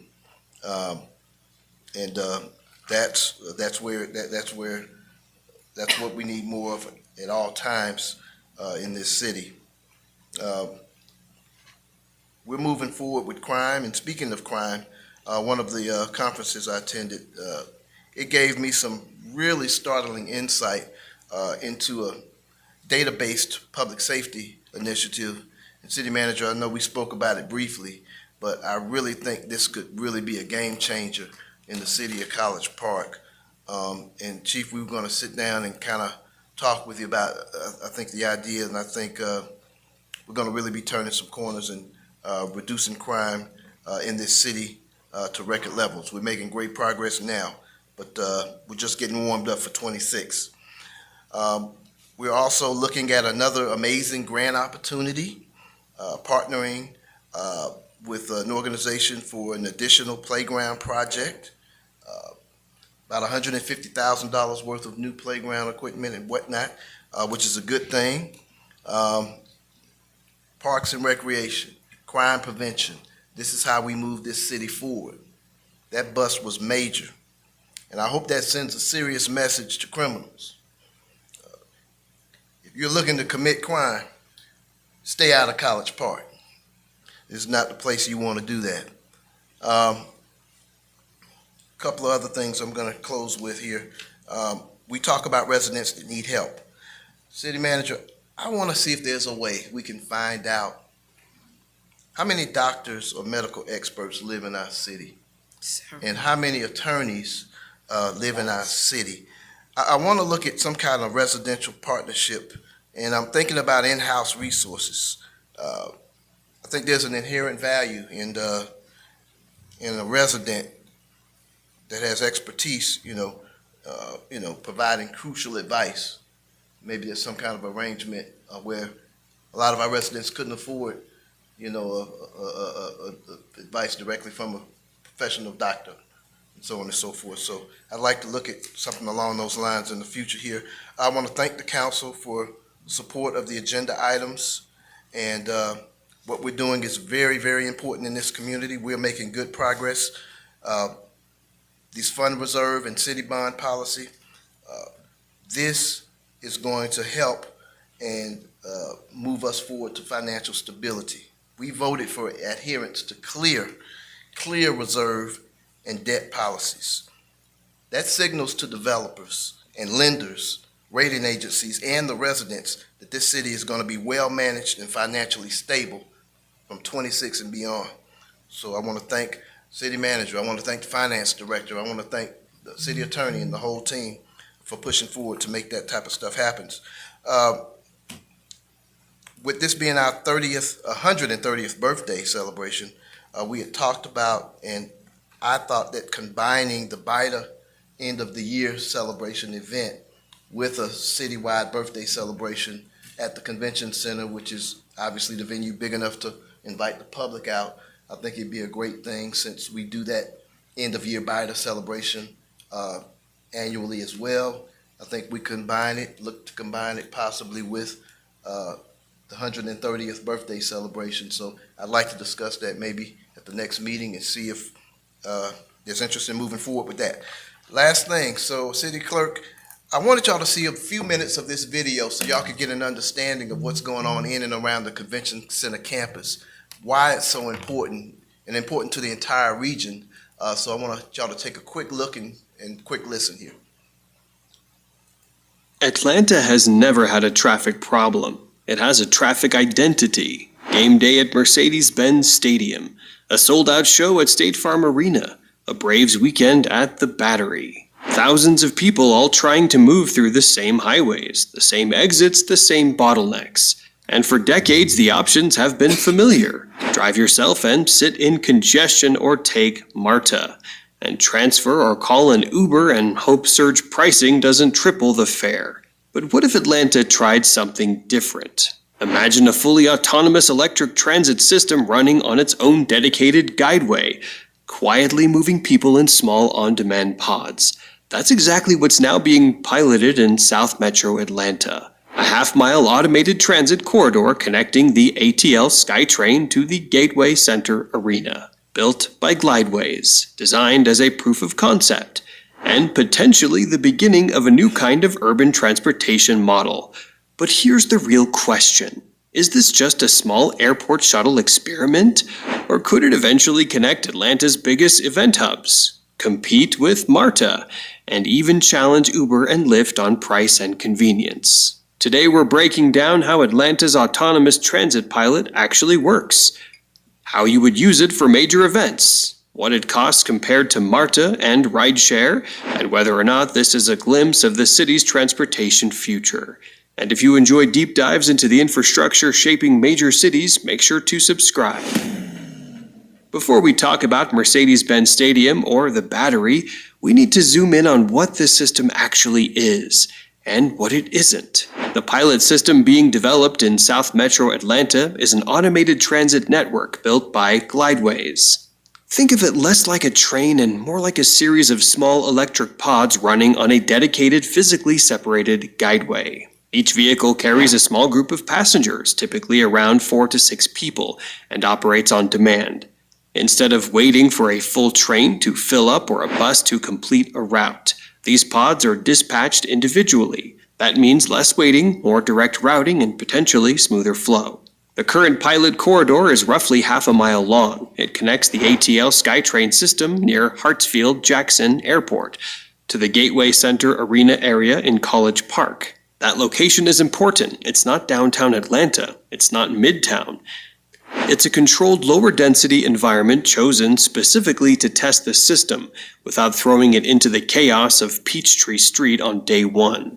And that tells you something. This is a proof of concept phase. The system runs on an elevated or separated track designed to eliminate interference from regular traffic.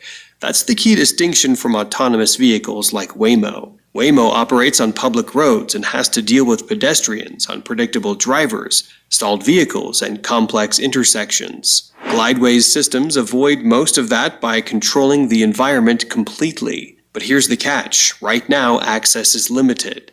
To use this pilot corridor, you would typically access it via the ATL SkyTrain system, which connects to the airport's domestic terminal and rental car center. That means if you're coming from downtown Atlanta, you'd first need to take MARTA to the airport station, then transfer to the SkyTrain, then access the automated corridor. So, as of now, this is not a direct connection to Mercedes-Benz Stadium, State Farm Arena, or the Battery. It's a contained demonstration project designed to prove that the technology works reliably. The bigger vision, though, is... All right, I wanted residents to get an idea of why that is so important. And I want us to keep something in mind. It's a $10 million plus project and investment in the city of College Park. No taxpayer dollars, y'all. I want to make sure that that's clear.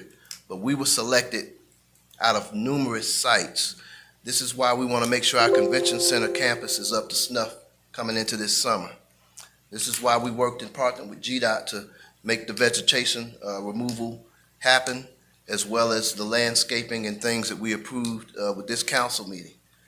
So we're going to be turning a corner, and we're going to have a lot of company coming in 26 and 27, and I'm very excited about the future, but we are preparing this city, and we are making sure that we're going to be on the cutting edge of live, work, play environments, and this is nationwide showcase technology for College Park, y'all. So we should really be proud of ourselves. That's all I got. Thank you. Councilmember Arnold? Thank you. Okay, so I'm going to start, I'm going to go backward, I think, yeah. I'm going to start with this weekend. First, well, no, I'm not. First, I want to start with Chief, thank you. Thank you. We appreciate you and the entire force. Thank you for making our community safer. Now I want to start with thanking Mr. Hicks, your staff.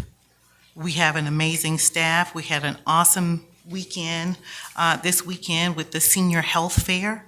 We had well over 200 participants.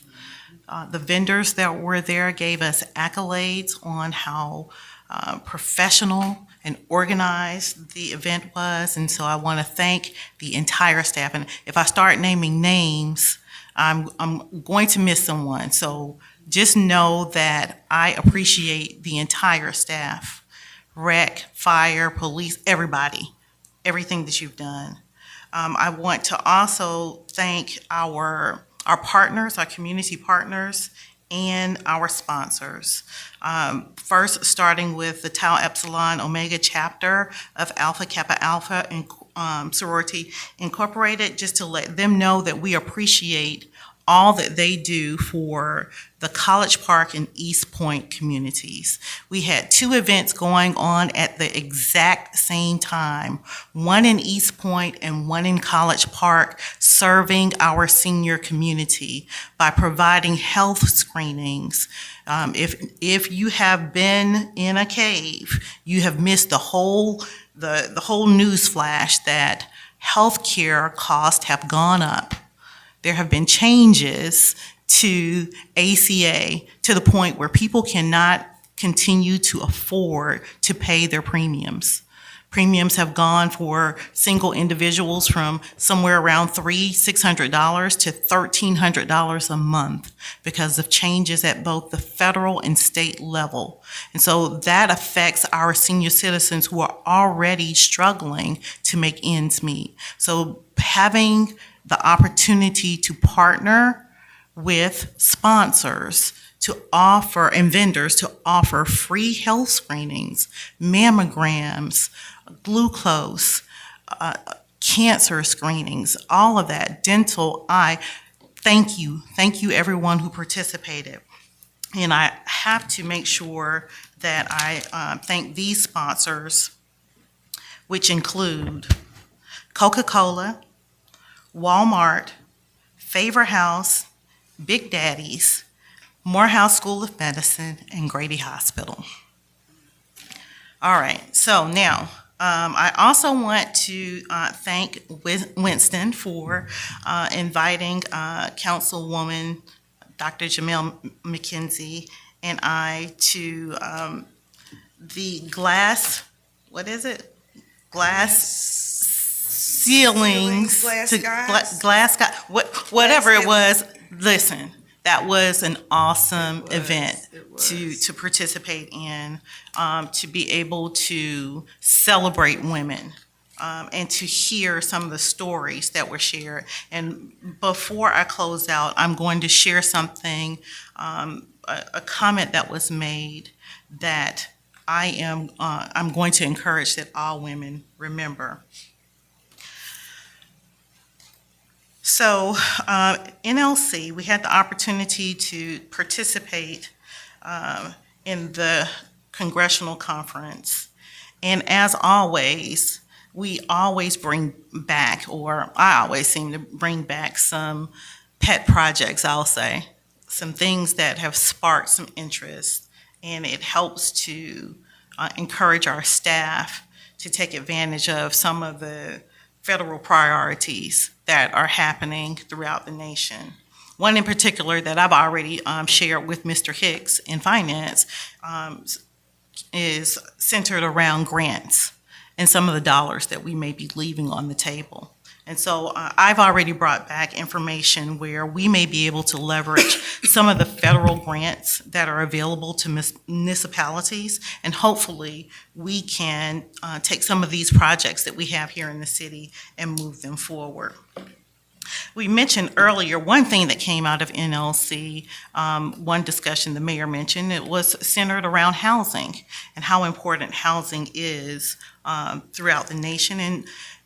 And most of our federal delegation is looking at how we could make housing more affordable and bring more options to our communities. And so I'm glad that she brought that particular item up, because that is exactly what we'll be talking about on Wednesday, the 25th, at my town hall for Ward 3, where we will be bringing in developers that are talking about new development that's coming to Ward 3, and also hearing from our new apartment developer on Godby Road for Blue Sky.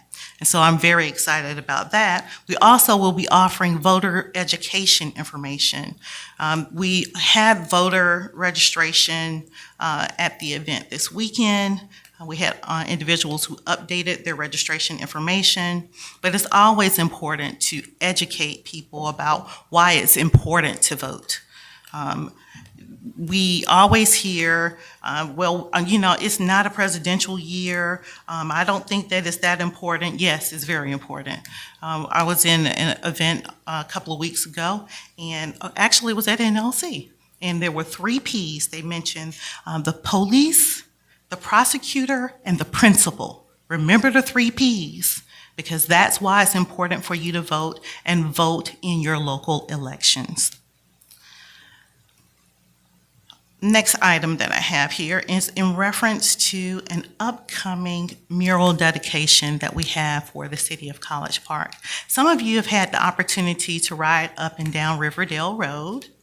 Maybe you haven't. If you haven't, I encourage you to ride through there.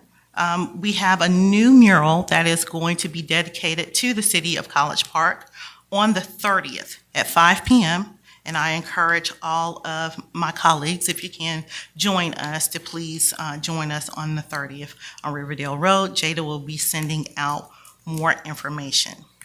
And so circling back to Women's History Month, as we sat in that event on Friday, we heard from a very special individual who reminded us of the importance of women supporting women, especially, and Jamel mentioned this earlier, especially in an environment in which we sit right now. Ladies, if you need to step out, please.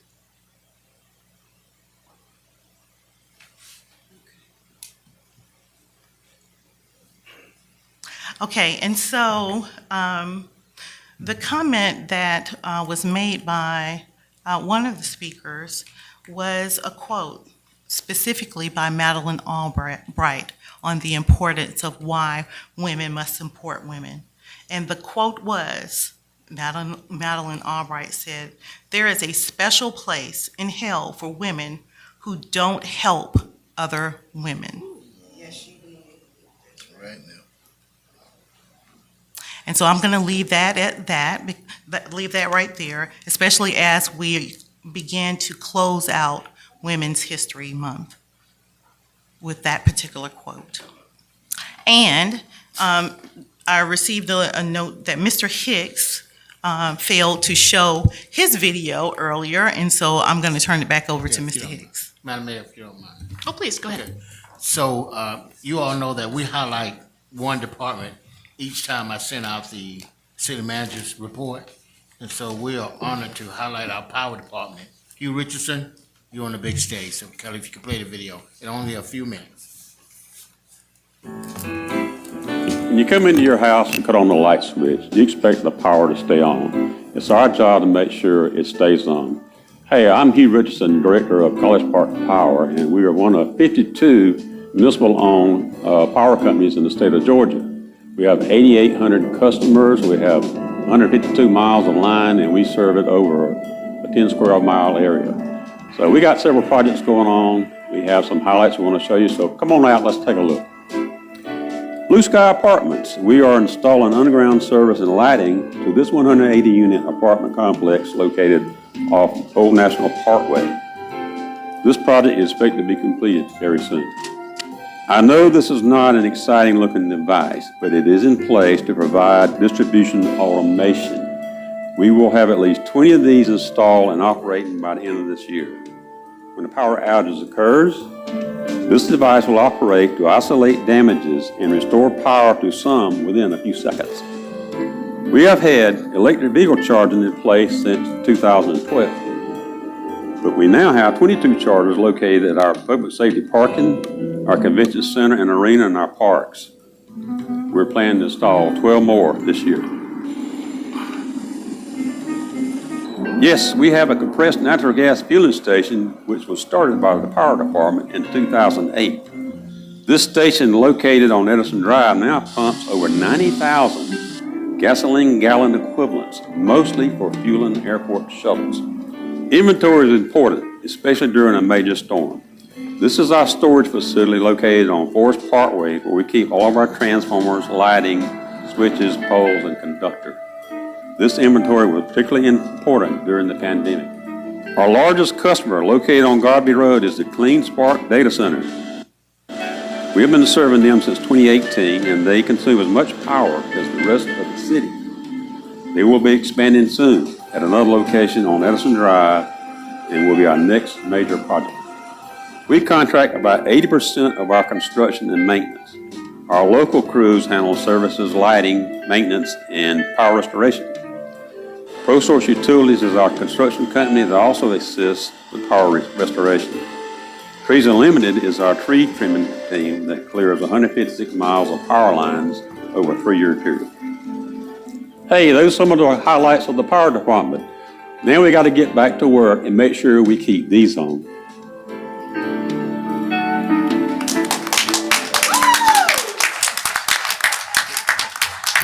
Thank you. Awesome, awesome. Alrighty. Is there, Madam Clerk, do you have? Councilmember Gay said that he had a statement, a report.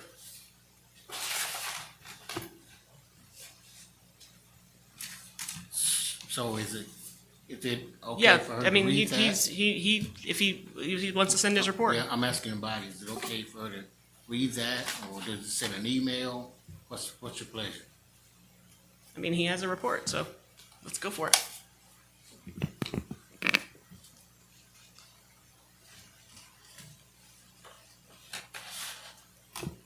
Office of Councilmember Roderick D. Gay, City of College Park, Georgia.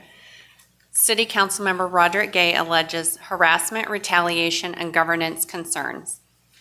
College Park, Georgia. Senior City Councilmember Roderick D. Gay has issued a formal statement raising serious concerns regarding what he describes as harassment, intimidation, and threats of false allegations by fellow members of the City Council. Councilmember Gay further alleges that 3 council members have formed a block voting structure that allows them to assert control, avoid transparency, and limit accountability, resulting in an erosion of public trust in city government. Councilmember Gay confirmed that he departed the regularly scheduled mayor and council meeting earlier this evening after tensions escalated and when he was advised not to return. He stated this decision was made out of concern for his personal and professional safety and not as an abandonment of his duties. During a recent executive session, Councilmember Gay states that he formally amended the official executive session record to include his allegations of self-interest and governance concerns regarding a fellow council member. He asserts that these concerns involve actions contributing to ongoing public scrutiny and diminished confidence in city leadership. During that same executive session, Councilmember Gay acknowledges using the phrase "take him out," which he clearly qualified as professionally, referring to political accountability. Following the meeting, a complaint was made to Police Chief Sharis McCrary. However, according to Gay, both the mayor and city manager indicated the statement was not interpreted as a physical threat. Councilmember Gay also raised concerns regarding prior administrative actions involving the Chelsea Gardens property, including code enforcement activity, tenant displacement under condemnation, and a disputed payment of approximately $631,000 to a real estate agent that he states has not been fully pursued. Additionally, Gay cites concerns regarding the termination of former employees, including Lindell Miller and former purchasing manager Jarrell Jones, who he states refused to participate in actions they believe to be improper. He notes that Mr. Jones is currently pursuing a retaliation claim. Councilmember Gay has also expressed concern regarding the appointment of interim city manager Michael Hicks and alleges that certain administrative and financial directives have been influenced by the same council block.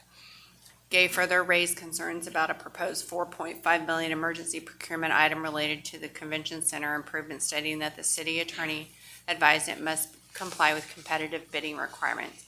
After nearly 10 years of service, I have never witnessed this level of coordinated action that undermines transparency and accountability, said Councilmember Gay. I remain committed to serving the citizens of College Park and ensuring ethical governance. Councilmember Gay stated he is consulting with legal counsel and appropriate stakeholders regarding these matters and is calling for increased transparency, accountability, and independent review where appropriate. All right, is there a motion to enter into executive session for discussion of real estate litigation and personnel? So moved. Thank you, Councilmember Arnold. Is there a second? Second. Thank you, Councilmember Carn. Any discussion? Hearing none, we'll move to a vote. All those in favor? Aye. That is unanimous.